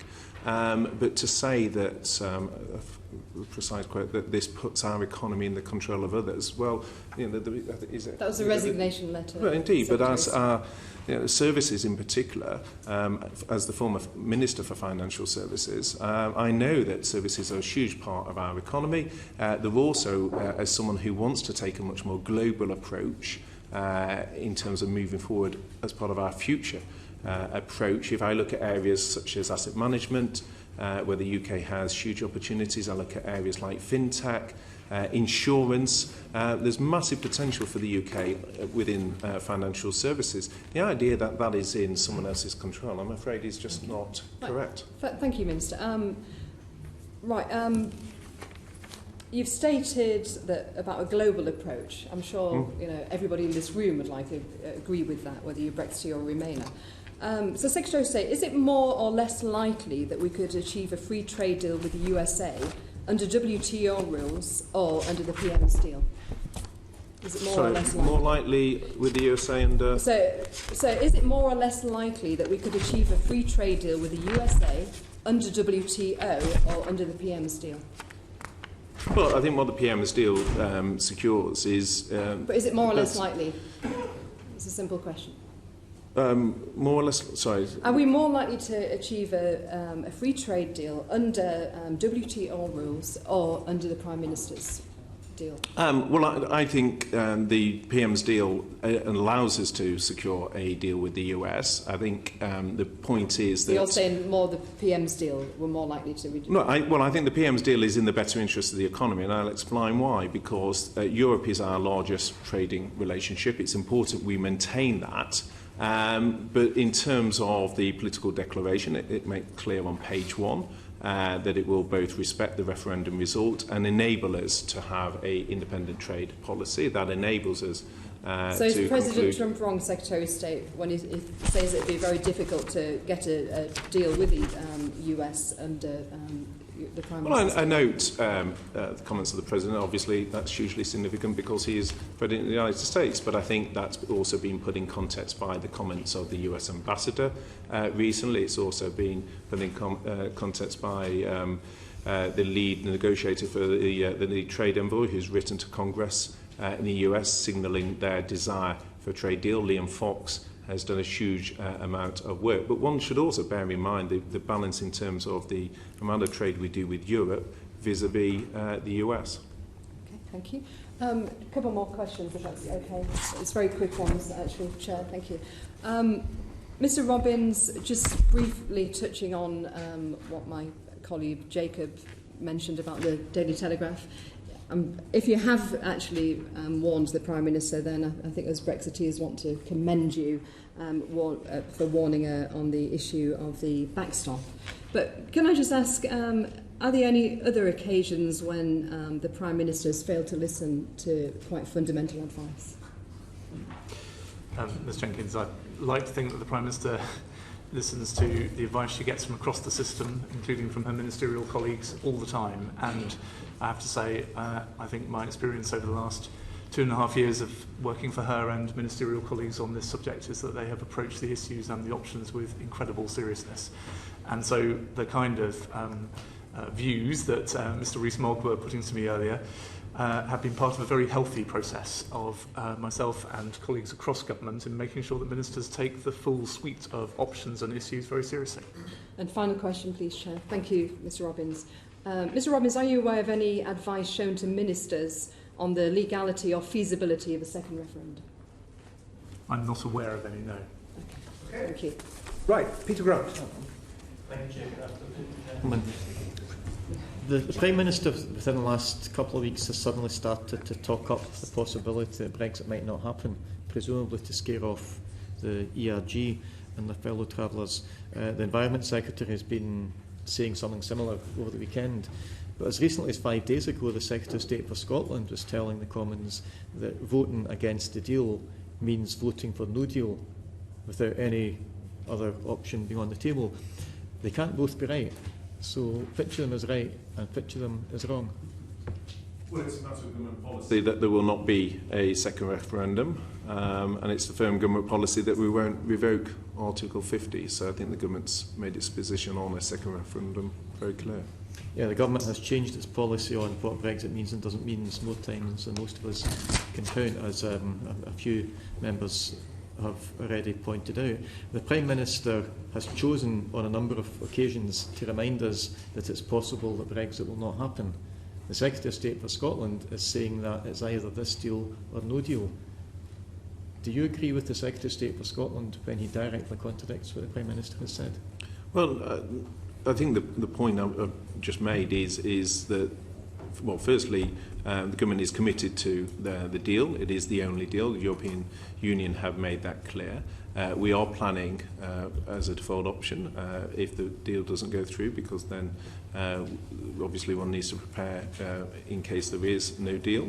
But in terms of a second referendum, it is not government policy. And I think there's significant difficulties that would arise if you tried to have a second referendum. If you just look at the amount of time, I know there's colleagues around the table that are keen on a second referendum, but if you just look at the logistics of that in terms of how long it takes to pass the legislation, the need for a regulated period before a referendum, and the need for time post that referendum, depending on what the result would be, and the fact that it is not a unilateral decision as to whether you extend Article 50. That is a decision taken by the EU 27.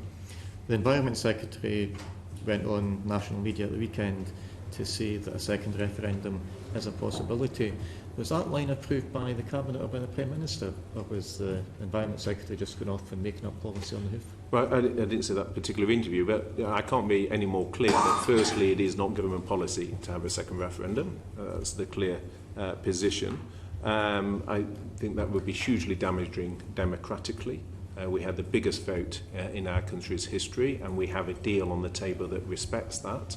The EU have made clear it's the only deal. But also, I think there's significant difficulties in trying to have a second referendum.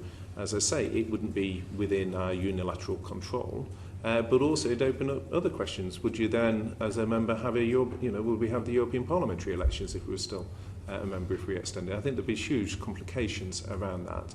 But the fundamental point is there'd be uncertainty for businesses.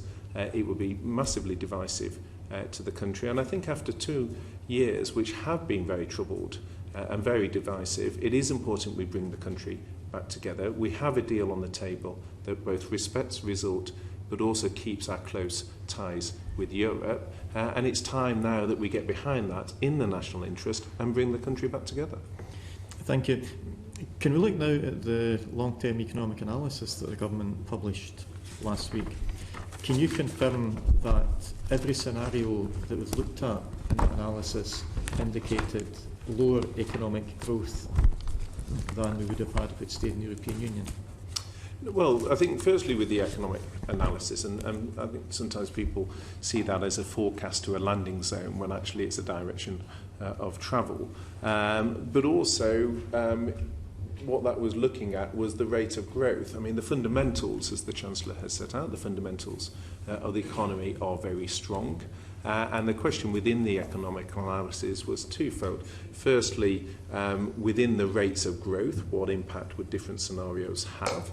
And what was very clear from the economic analysis was that the Prime Minister's deal is the best deal economically. So that's the first point. And secondly, alongside that, government there'd be a number of other factors that would have a bearing on what the actual end result, and this was a 15-year projection, is worth reminding, but there'd be other factors. So what you do, demographics, migration, technology, there's a whole range of factors that would shape that economic analysis. But the key point of it was that it showed that the PM's deal was the best deal for the country. With respect, Secretary of State, what I asked you was to confirm, as a matter of fact, that each scenario that was looked at in that analysis indicated a lower long-term rate of economic growth than the baseline of being in the European Union.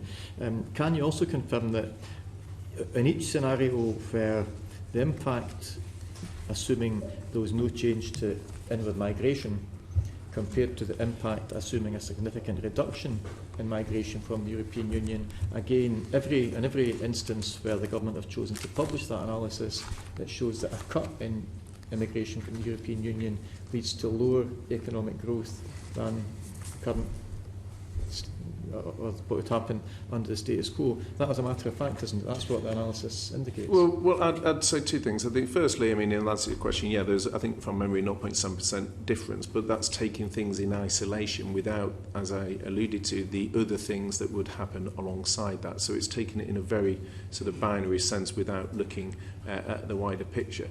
Secondly, in terms of migration, yes, from an economic point of view, if you look at it in pure economic terms, the Treasury scores migration in a positive way.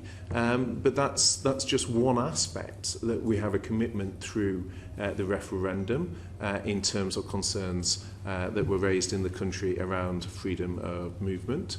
That is why we are moving to a skills-based. So one can't look at these things in isolation in a very siloed way. You need to look at them in the round.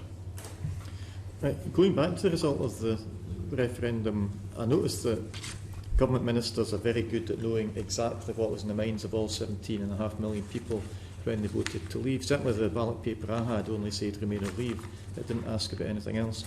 How many of the 17.6 million people do you think deliberately voted for lower economic growth and therefore presumably for a lower standard of wealth and income for themselves and their families than they would have had by staying in the But I don't Union? accept the premise of that question because, as I've alluded to, firstly, the deal that's on the table from the Prime Minister is the best deal. That's what So the economic analysis it's the best one within the red lines that the Prime Minister set out. It's within not the best one that's available. within the assumptions set out for that economic analysis. But what that economic analysis shows is, firstly, it's a direction of travel. It's not a forecast to a precise landing zone.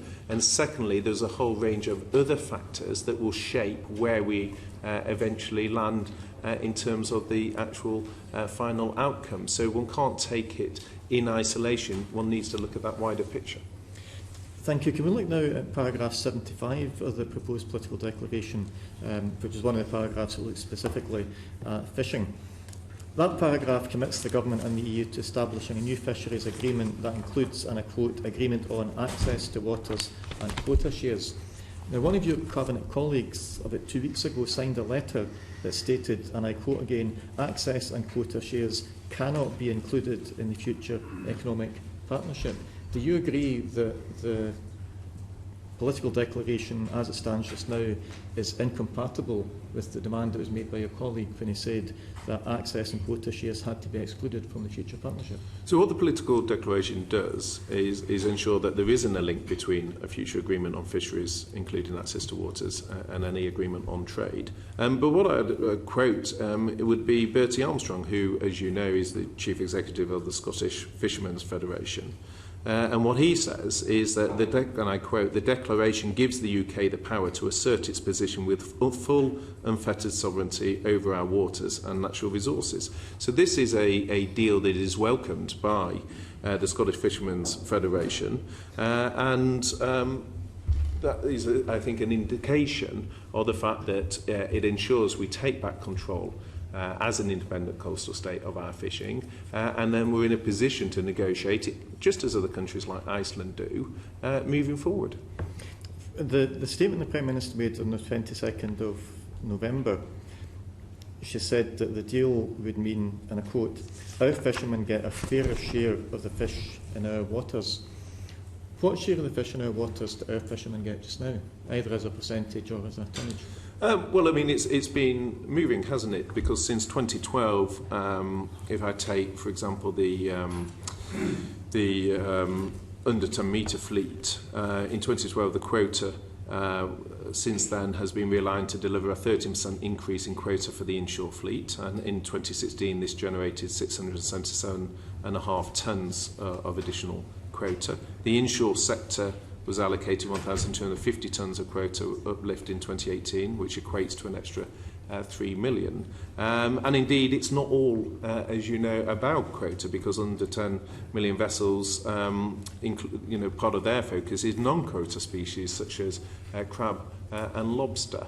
But the point about this is that we will be back in control, able to agree with the EU27 in the ways that countries like Iceland are able to do. And I think that is a huge win as part of the Prime Minister's deal. Well, the point is, Secretary of State, just one other question, because we need to move on. The point is that the political declaration commits us to an agreement on quota share and continued EU access to our fishing grounds. What is the minimum acceptable share that the government would consider to be fair in the future? The Prime Minister has promised that our fishing will get a fair share of the fish in our waters. What is the red line below which the Prime Minister will refuse to accept that deal? Is there a red line? Well, I mean, that will be a matter for the fisheries agreement with the EU, which we will aim to conclude by July 2012. And a key part of that is to have annual negotiations on access and quota share. So I'm not going to preempt those discussions. But the point about this is that we have control as an independent coastal state. We're able to negotiate on an annual basis. We're coming out of the Common Fisheries Policy, which is the policy of the SNP, and we're acting in a way that representatives from the fishing community very much welcome. And I think it comes back to my point in terms of delivering on the referendum result. People want to see us take control of our waters and as an independent coastal state, and the deal that the Prime Minister has secured enables us to do so. I think that's very welcome. Okay, Stephen. Thank you very much indeed. We've heard today that you are of the view that this vote is going to happen on the 11th of December, and you are, of course, fighting your corner valiantly for that vote to be won by the government. Let's just assume that some sort of miracle happens between now and the 11th of December and you do indeed win the vote. How long do you think it will take to turn this relatively open-ended and vague political declaration into a binding international treaty, assuming that you can start on the 30th of March? Well, I think quite rightly a number of members of the committee have paid tribute to the negotiating team for the work that they have done in securing that political declaration, and it's slightly at odds then to dismiss it simply as vague. I think actually the wording in there is subject to significant negotiation, and actually that is an indicator of the force that it will have politically in setting the framework. Now, to the crux of your question, Mr. Kinnock, in terms of the timeframes, I would refer to Part 5 of the political declaration. That gives a clear steer as to what the aspiration. I've just referred in my answer to Mr. Grant in terms of fishing and our aspiration to have a deal concluded by July 2020. I think one of the issues as we look to the governance within Whitehall, we look at how we take this work forward. One of the issues will be to look at what the phasing of that work is. But I share your desire, or I suspect your desire, is to see momentum injected into that process. I'm very keen to see that. So just for you to know, I mean, we've had a diverse range of witnesses giving us evidence on this issue for quite some time, and they haven't been unanimous on many things, but one thing they've been absolutely unanimous on is that the idea of turning the political declaration into an international treaty by the end of the transition phase is a pipe dream. It's not going to happen because you've of course got the negotiation process and then ratification by 28 national parliaments and regional parliaments. So you've also, in your evidence, placed great emphasis on the need for certainty and clarity.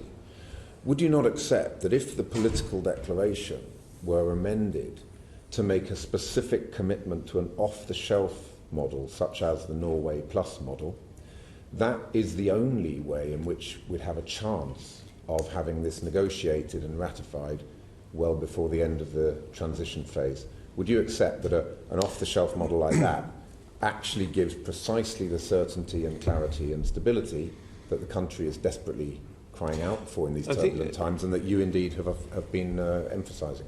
No, I absolutely see the point you're driving at, but my concern is that I don't think the Norway option respects the referendum result. I think I met the Norwegian Foreign Minister last week, and I think the rule-taking element that applies in Norway would have I'm very happy to have a discussion about it, but if you could just this point about, do you accept that off-the-shelf has a chance of getting done and dusted within the transition phase? A more open-ended thing like this has no chance whatsoever of being negotiated and ratified by December 2020. No, because firstly, one of the key achievements the Prime Minister has made has been shifting the dialogue from this binary off-the-shelf Norway or Canada debate into something that better reflects the shared values, the close working relationships, the 40-plus years of interrelationship with Europe.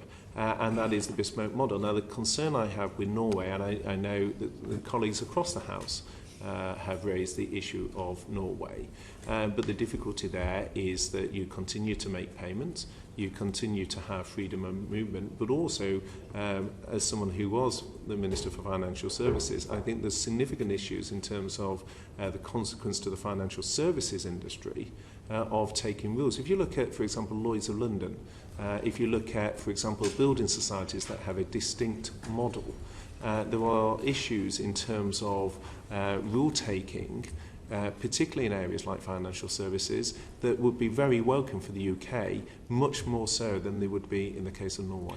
If we then just look at the other scenario, which seems more likely, which is that the motion will be rejected by the House on the 11th of December, do you agree that it's the Prime Minister's moral duty as a public servant to have a plan B in place? It's a moral issue. Well, we've covered, I think, twice now the issue of Plan B. Our commitment as a government is to win the vote. That is what everyone is focused on in government, and that is what I will be working very hard on between now and the 11th. So if there is a compromise out there which provides the certainty that our economy and people so desperately need, and which, yes, of course, is not perfect, no solution is perfect, but it certainly provides that clarity which is so important for the commitments that we're making. Do you not think it's the Prime Minister's duty to have that option ready to go as soon as she loses the vote on the 11th? Well, I respect the spirit in which the question is put, but my concern is that does not deliver on the referendum result, because the referendum result for the reasons I've just alluded to in terms of the concerns with Norway. We have a deal. European Union leaders have agreed it after a very intense and difficult negotiation. The Prime Minister secured that deal in the national interest.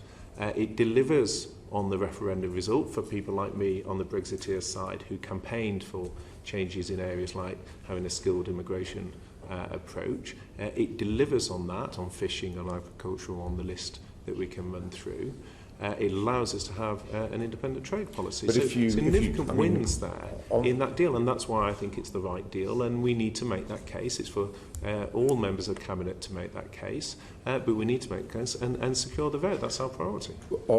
On the point of the referendum and the mandate, I mean, a narrow vote to leave could very well be taken as an instruction to move house, but to stay in the same neighbourhood. Surely the instructions are to stay very close to Europe, to leave the political institutions, to leave the ever closer union, the political project, but to retain very, very close, strong and productive links through a well-established and well-understood framework. One could very easily interpret 5248 in that way. It's the Prime Minister that chose to interpret it as leaving the single market and the customs union. So we can have a long debate about what the referendum actually means. Isn't it time, though, now to put that to one side and find a pragmatic solution that can command a majority, a cross-party majority in the House of Commons in the national interest? But I think that's exactly what's underscored the Prime Minister's approach. If you look at the fact that this is a deal that enables us to have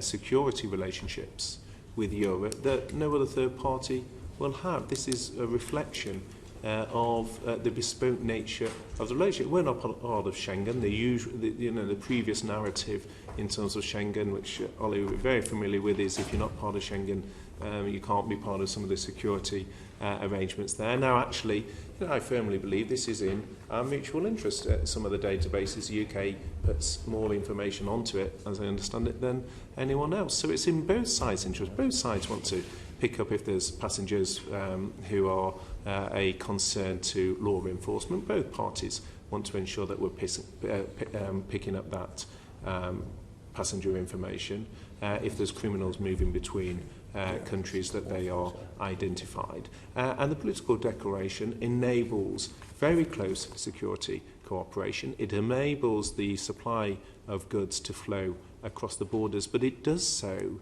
in a bespoke way that also delivers on the freedom of movement, on the vast sums of money being paid, on the desire for an independent trade. And I think that's the point, that the binary choice of Norway or of Canada does not deliver what the Prime Minister's deal delivers. Thank you very much. Welcome, Secretary of State. And one of the difficulties with this complex sort of three-element deal is the way in which it has to be reduced to sound bites for the media. So when the Prime Minister has said the deal brings back control of our borders, laws and money, while leaving the common fisheries policy and common agricultural policy and enabling us to negotiate our own trade deals, can I offer a potentially more accurate, although longer version of that, which would be to say this deal will bring back control of our borders and should do so for our laws once an agreement for life after the transition is secured and most of the 39 billion paid, although some European Court of Justice controls will remain for a while. We should be able to negotiate our own trade deals, at least on services, to the extent future agreements on our customs relationship allow. Meanwhile, this deal buys us 18 months at least to negotiate the future in detail, subject to us not being stuck in the backstop and all 27 EU governments and parliaments approving the trade and customs elements. Is there anything in that which either of you would disagree with? So we'll just pick up the key points. So firstly, to the extent to which during the implementation period we can negotiate trade deals, that's absolutely correct. Secondly, does that give businesses security during that period, the certainty that they want? Absolutely. Does it avoid, in essence, the two-step change that many businesses want to avoid, because they want to the extent they make a change, they want to make one change? Yes, it does. On the financial settlement, that's respecting the legal obligations that the country has entered into, but it is a significant reduction on what was expected at the start of this process. Yeah. So that reflects, I think, the bespoke deal that the Prime Minister has secured, in which it gives us that independent trade policy, but it does so in a way that respects the fact that our strongest business relationship is with Europe. Indeed. Now, I just want to check whether you were comfortable with my extension, if you like, of the soundbites that the government sometimes uses.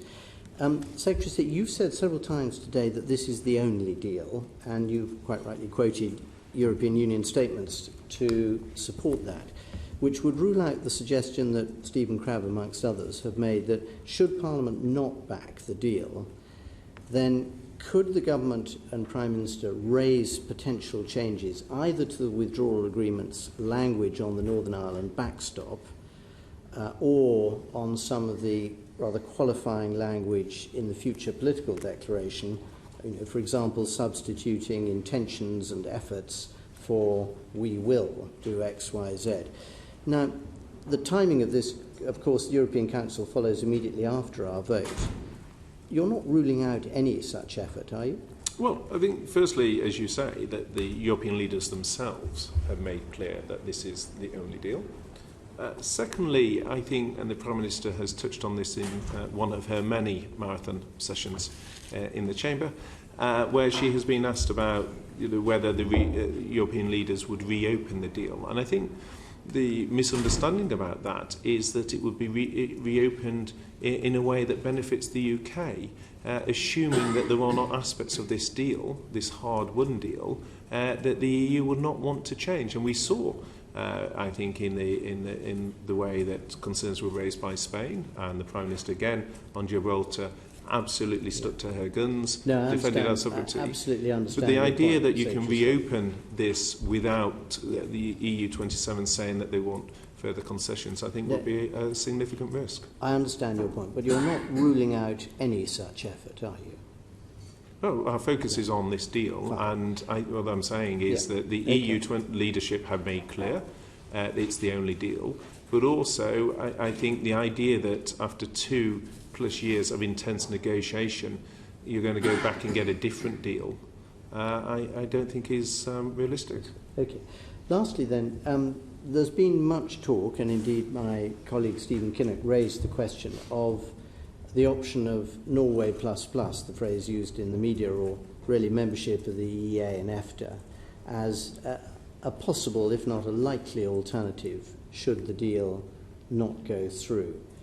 For many of my constituents who voted leave, and for other colleagues whose constituencies voted leave, I think the reactions, once they realised that that arrangement would tie us into the EU's freedom of movements, oblige us to pay a considerable annual sub, lock us into the EFTA Court of Justice, which has very rarely disagreed with the ECJ, and make us a permanent rule taker, would come as rather as a surprise.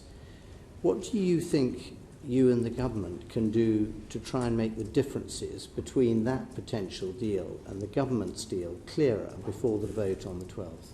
Well, I think you make a very good point, and I think there would be a lot of people in the country who, as I say, voted in what was our biggest ever vote, a huge democratic exercise. I think it would lead, if we were to row back on that, I think it would be very divisive for our politics. And I think it would be very damaging. And I think it's important that the government demonstrates that we are honouring the referendum result. This deal does that. And I think some of the other deals on offer would not. But also, as I referred much earlier in the session, those other deals would also need a backstop. So the idea that the reason for moving from the Prime Minister is the backstop, under those deals, there would also be a need for a backstop. Thank you. Firstly, can I just ask you some specific questions about the Joint Committee? To what extent will the Joint Committee be answerable to Parliament? So, the Joint Committee will be formed from the Executive, So its accountability to Parliament will run through ministers in the normal way. Yeah. So the political declaration states that the future relationship will be overseen at summit and ministerial level and also managed and supervised by the Joint Committee, so it says. Looking at the extensive documents that we've been provided with, I can't see any reference to the devolved governments at all. How do they fit in terms of either direct representation or consultancy in that process of the Joint Committee's work? Again, I think, if I may say so, that is still a matter that ministers will be keen to engage with the devolved administrations about as we go past the vote and into planning for the next phase, including for operating during the implementation period. The Joint Committee is a UK-EU body, so the representatives on it will be representatives of HM Government and of the European Union. But that doesn't preclude ministers, as they do today, from wanting to use the Joint Ministerial Committee structure and other structures that may be invented in due course to make sure that they take the full range of views into those meetings. I think the underlying point, I think, there is a very valid one, which is how do we ensure as we move into phase 2? There have been attempts in phase 1 through, I think, the 15 meetings that David Linderton has held with Mark and Mike, respectively from Welsh and Scottish governments. My very first meeting I prioritised was to go and meet with colleagues from the devolved assemblies. But I think there is a question which is moving forward. I spoke to the Secretary of State for Wales about this very point this morning, as to how we ensure we get the balance right between, on the one hand, sharing information with the devolved governments in a way, if one takes the withdrawal agreement where it was shared, but then parliamentarians, if one's not careful, might say, well, why are you sharing it with the Welsh Government if it's not come to the House? So there's a balance to be struck there. On the other hand, I think there's a very legitimate question, which is on issues such as the Shared Prosperity Fund, which I know is a particular issue in Wales, on issues such as frictionless at Holyhead and how that is picked up. How are we ensuring that the issues and the points that colleagues in Wales want to raise are actually very much part of our thinking? And that's something I'm very keen to work with colleagues from Wales on. It's something, as I say, I spoke to the Secretary of State about this morning. My very first meeting was to prioritise this because I feel it's something we need to do more of, but we need to be mindful of this balance between what we tell Parliament and what we tell the Scottish and Welsh Government. But it's something I'm very happy to discuss moving forward. Okay. The arrangements that are currently in place, or have been in place, have been widely criticised, and people have been worried that the Joint Ministerial Committee, for example, didn't meet for a period, I think it was, of 9 months when there were quite crucial negotiations going on. And, in fact, the JMC has been, I think, widely seen as being not fit for purpose. I attended a meeting as a member of this committee in Cardiff recently of the forum between various heads of committees in this place and also in the Assembly and elsewhere in Scotland. And that concluded as well, we wrote to David Liddington actually about this, saying that the arrangements were not fit for purpose. So are you in a position now, or when will you be in a position to outline what sorts of arrangements will be put in place? For example, the Joint Ministerial Committee, as far as I understand, doesn't have any statutory basis, it doesn't have its own secretariat, it doesn't necessarily publish its own proceedings, etc. I mean, there are a wide range of things that it could do to establish its legitimacy. As I said, do you have plans, or are you actually implementing any plans? Yeah, I think, as I say, firstly, I recognise the point. I think it's a very valid point. I think there's areas where it's worked well, so the withdrawal agreement bill, I think draft clauses were shared, and the feedback I have had was actually that part of the process people felt did actually work very effectively. There's other areas where I accept concerns have been raised. I think there are opportunities. So the Secretary of State, for example, has an expert panel, and I think it's important us to think about how that operates, how it ensures it's working with other stakeholders.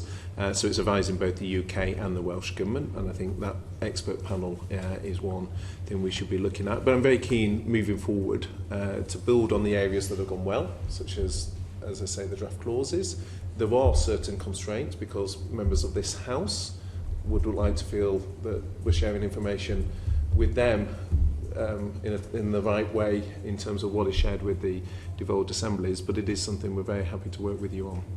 Well, I'm very keen that people do feel involved, and that that the government in Wales and Scotland is involved to the extent that they can. It's just a comment really. It seems like a long chain from what the Joint Committee will be doing in terms of very important matters, and that the person on the ground then feels that through our own government and through this government and through the Joint Committee, etc., it just feels like a long chain. I just wanted to ask you one other question, which has concerned me for a very long time, really. If we leave without a deal and we go to a World Trade Organization sort of situation, does that inevitably mean that there's a hard border between the north of Ireland and the Republic, between Dublin and Belfast, and equally that there's a hard border between Dublin and Holyhead and Abergwaun, Fishguard? That applies entirely as far as the UK, Republic of Ireland, the EU border is concerned, does it not? Well, as alluded to a moment ago, I think one of the things I very much recognise is the importance of that trade, the Dublin to Holyhead trade, and in terms of what distortion there might be within that, and that is something that we've been discussing with the Secretary of State on that. So I think the importance of that trading link is very much appreciated, and it's something we're very keen to ensure that it is as frictionless as possible, because it is important from a Welsh perspective, and I very much recognise it. Well, I'm concerned, that there's been a great deal of attention to the situation potentially in Kent and in Dover, but as we have seen in answers to this committee, what might happen in Anglesey and in Holyhead, there seems something more of a mystery and might entail some discussions with the Welsh Government. Just lastly, if you invert that and Northern Ireland does have this special deal, we might be in a position where, would we not, where Northern Ireland and the Republic has a softer border, but Holyhead to Dublin is a harder border. That is possibly the case. Yeah, you don't want a situation where there's almost a distortion where there's a preference to go via Northern Ireland rather than coming across to Holyhead. So, yeah, absolutely. I mean, that's what concerns me, and I can't. I mean, my knowledge is limited, but I can't think of any other relationship between a member states and an ex-member state, or two bodies of that sort. There are different arrangements between different parts. It does seem slightly unique, and I recognise that there are unique circumstances in Northern Ireland which lead to that, but it is a peculiar situation, and I am concerned that it might lead to distortion. Okay. Thank you. Thank you very much, Stephen Timms. Thank you, Chair. Can I make a couple of questions about elements of the political declaration which touch on the services part of the economy, which, as you've emphasised, is the great bulk of it. First of all, what it says about data. The government had said it wanted an agreement on data that went beyond the normal kind of adequacy agreement. The problem with adequacy is it can be withdrawn by the EU unilaterally. The government said it wanted to go beyond that, but there's no hint of going beyond adequacy in the political declaration that's been agreed. Is it still the government's wish to go beyond adequacy, or has that aim been dropped? So I think what the UK want to come in, but the UK government has said is that we will unilaterally grant the EU adequacy, and the EU at this stage has said that that they would look at standard contractual clauses. So the political declaration has language on data in it, and a clear recognition of that, because from a business point of view, I think everyone recognises the importance of data flow. The declaration is clear, it wants to get on with achieving adequacy, and I recognise that, but it doesn't say anything about going beyond the normal, and I just wonder whether that is still the government's aim. So if I can help with this, Mr. Timmins, there are two areas in which what we've agreed on data protection is extraordinary by the standards of the EU's arrangements with third countries. The first is the commitment in the political declaration, mutual commitment, but very unusual for the EU to have made this commitment to make an assessment of us before we leave the transition period. So, as you rightly said in your question, certainty in this area is extremely important for a modern economy, and the political declaration moves us a lot further forward in that respect, because we're not subject to the vagaries of the adequacy process after we leave, but that process, there is a strong commitment to undertaking that before we leave the implementation period. The second point here, and I admit freely it's a slightly more technical point, but paragraph 10 of the political declaration talks about making arrangements for appropriate cooperation between regulators, which sounds very unexciting, but what that means is that one of the things, as it sounds like you may remember about the government's proposals, was to try to make sure that the very important and deep relationship between our own ICO and the European data regulators is able to continue. And what that paragraph is doing is allowing that conversation to continue and to deepen over the next few months. Right. I'm glad you raised that specific point. Will the place of our Information Commissioner on the EU Data Protection Board continue beyond the 29th of March next year? So that is not specifically provided for here, but that paragraph is an allusion to the fact that we want to continue to make that case, and the EU is listening to that case. So does that mean, as things stand, that place will not carry on beyond the 29th of March? I'm presuming there won't be any further negotiation before the 29th of March. So, I mean, we would hope to get back on it in the future. Is that what you're saying? Yes, I think that is the government's intention, that we would continue to participate, whether it's in the full way we do today or in a more associate way, I'm not exactly sure about now. But what that paragraph is about is allowing that conversation to develop over the next few months. Right, so on the 30th of March, we won't have a seat on that board. As things currently stand, we won't. Okay, thank you.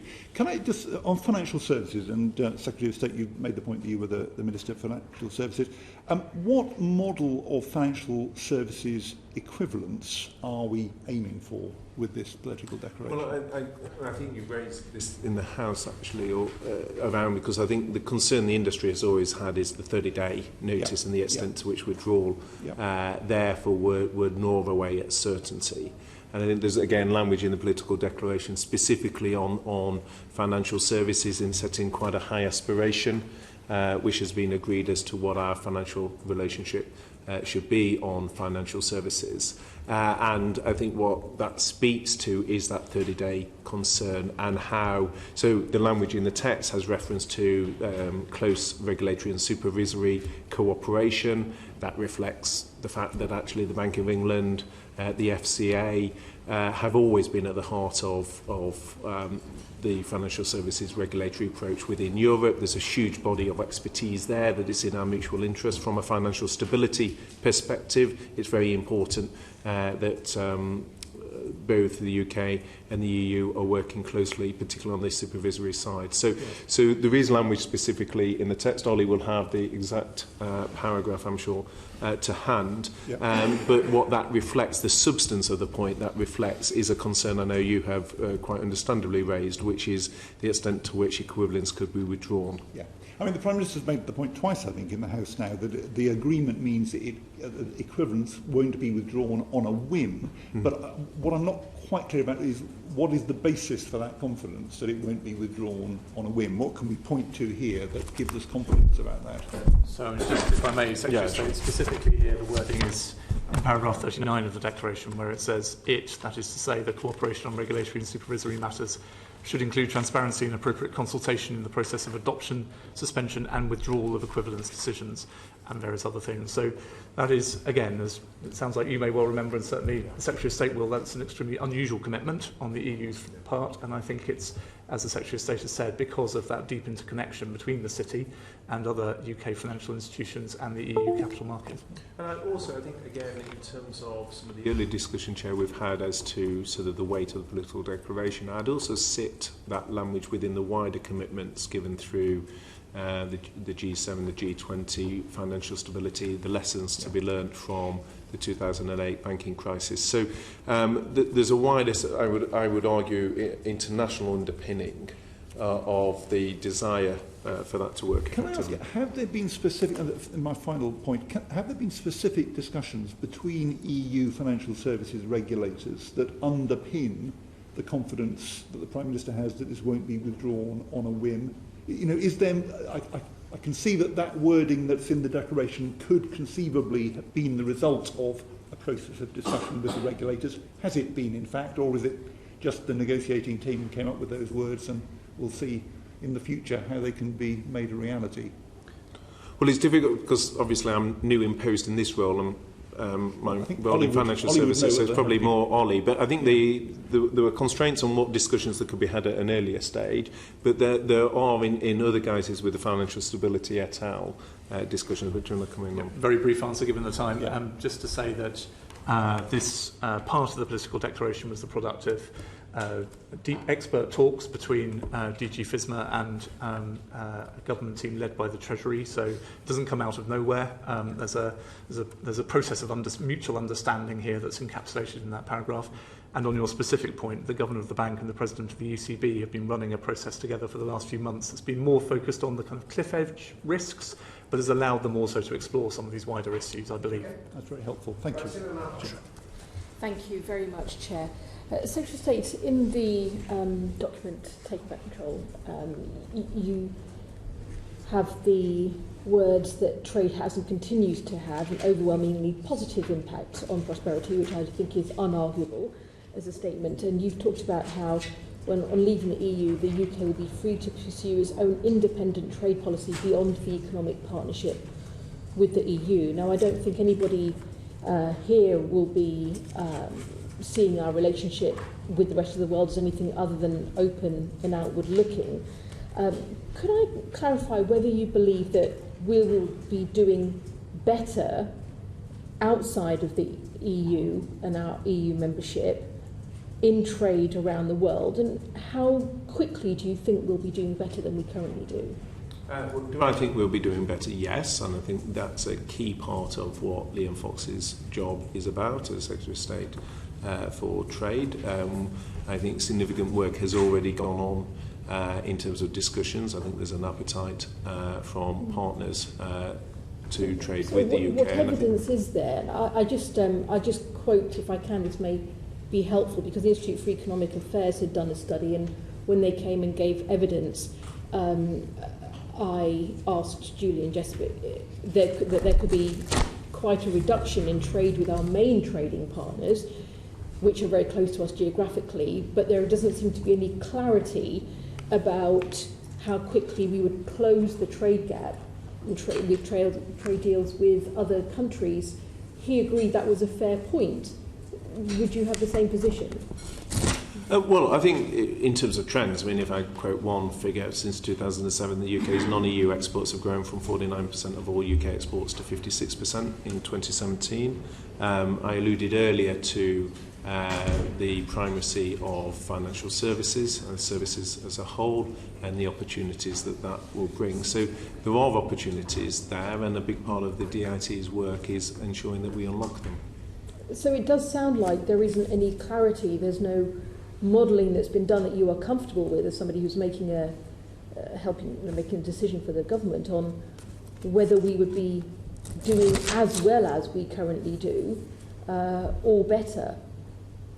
Well, I mean, that speaks back to the economic analysis that we touched on earlier, and we touched on the fact that the Prime Minister's deal is the best deal, according to the economic analysis. Within that... The best deal, but not as good as we currently have. Sorry? The best deal, but not as good as we currently have. Well, taken in isolation, and the point, as your earlier question alludes to, is the fact that actually part of the additional things that one look at is there's a whole range of other factors that would come into play on the economic analysis, demographics, global trends, migration, technology, and so forth. Sure. So one can't just take these things in isolation. Well, could I ask you this question then? And I'm sorry, in the interest of time, there are over 60 countries with whom the EU has other trade agreements currently. We've been party to developing those trade agreements.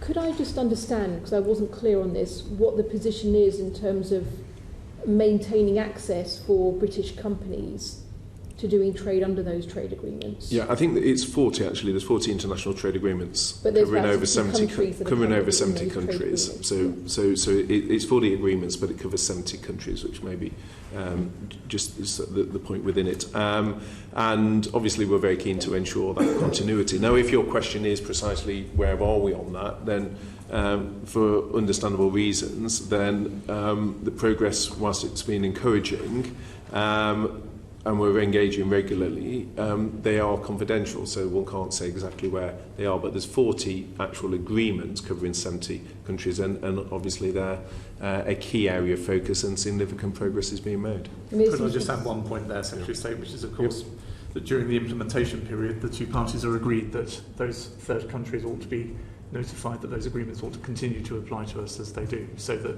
that is an additional reason why our smooth and orderly withdrawal from the European Union is ensured by this deal.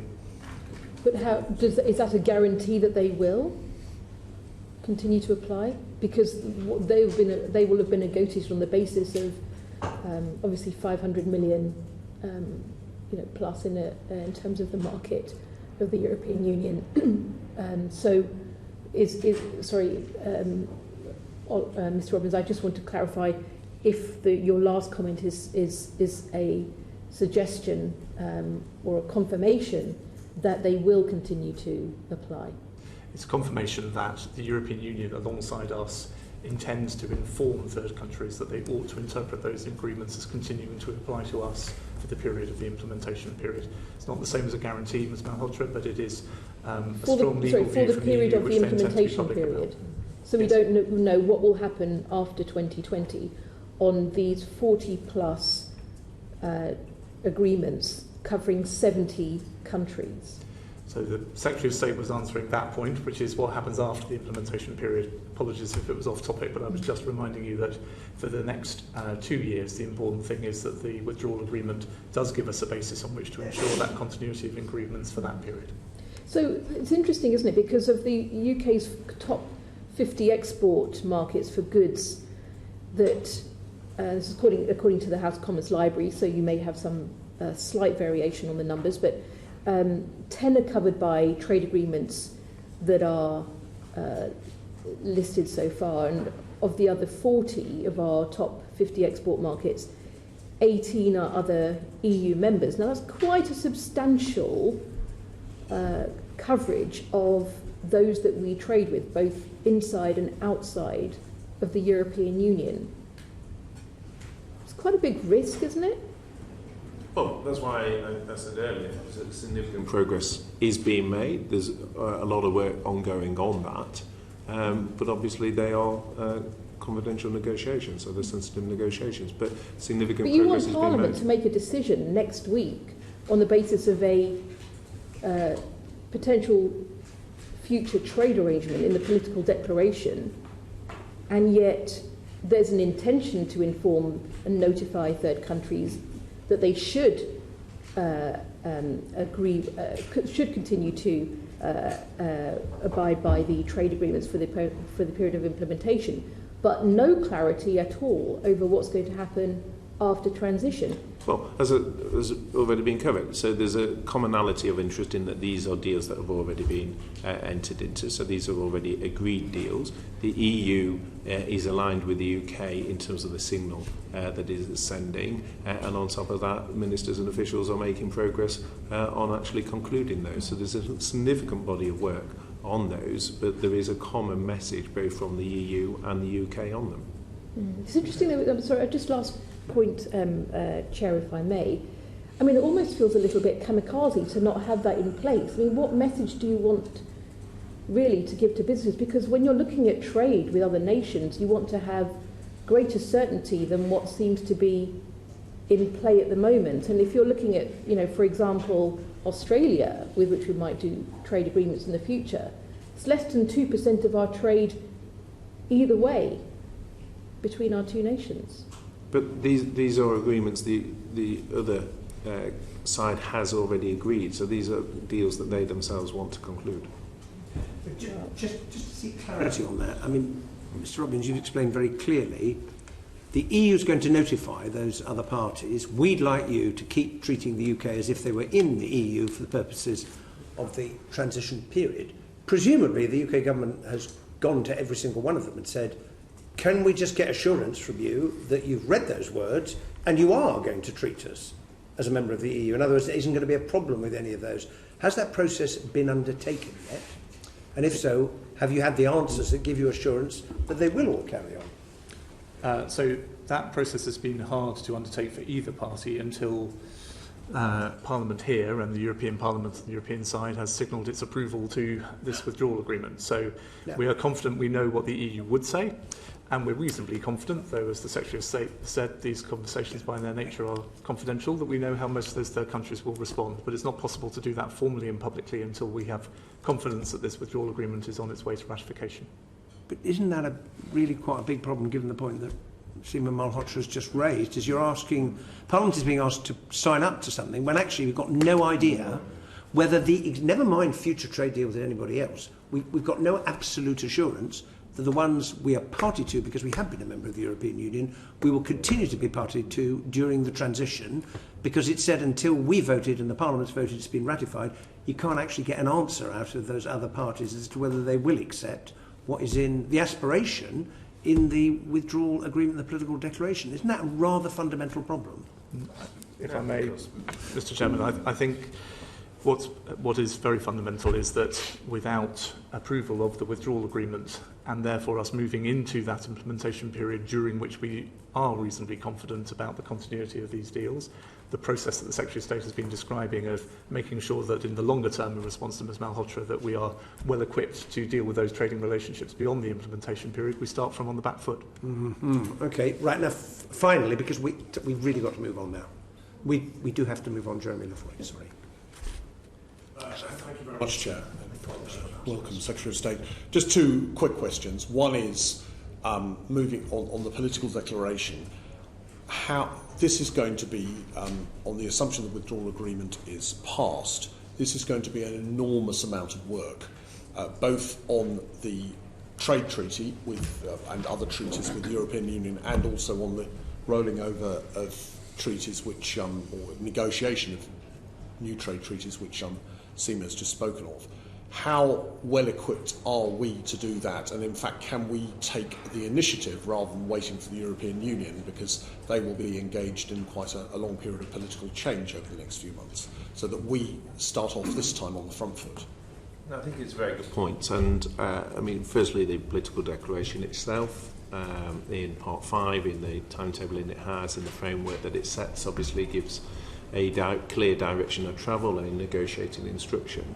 But what underscores, I think, the question is, it is important we get the governance right within Whitehall, and that is something that we're looking at to build on the fact that, firstly, there's lessons to take from Phase 1, but also Phase 2 will be different in that, for example, we're outside the EU institutions, so that changes, for example, the Prime Minister herself in terms of her action in terms of the EU institutions and those sort of formal set pieces. So that is something that we're looking at very actively.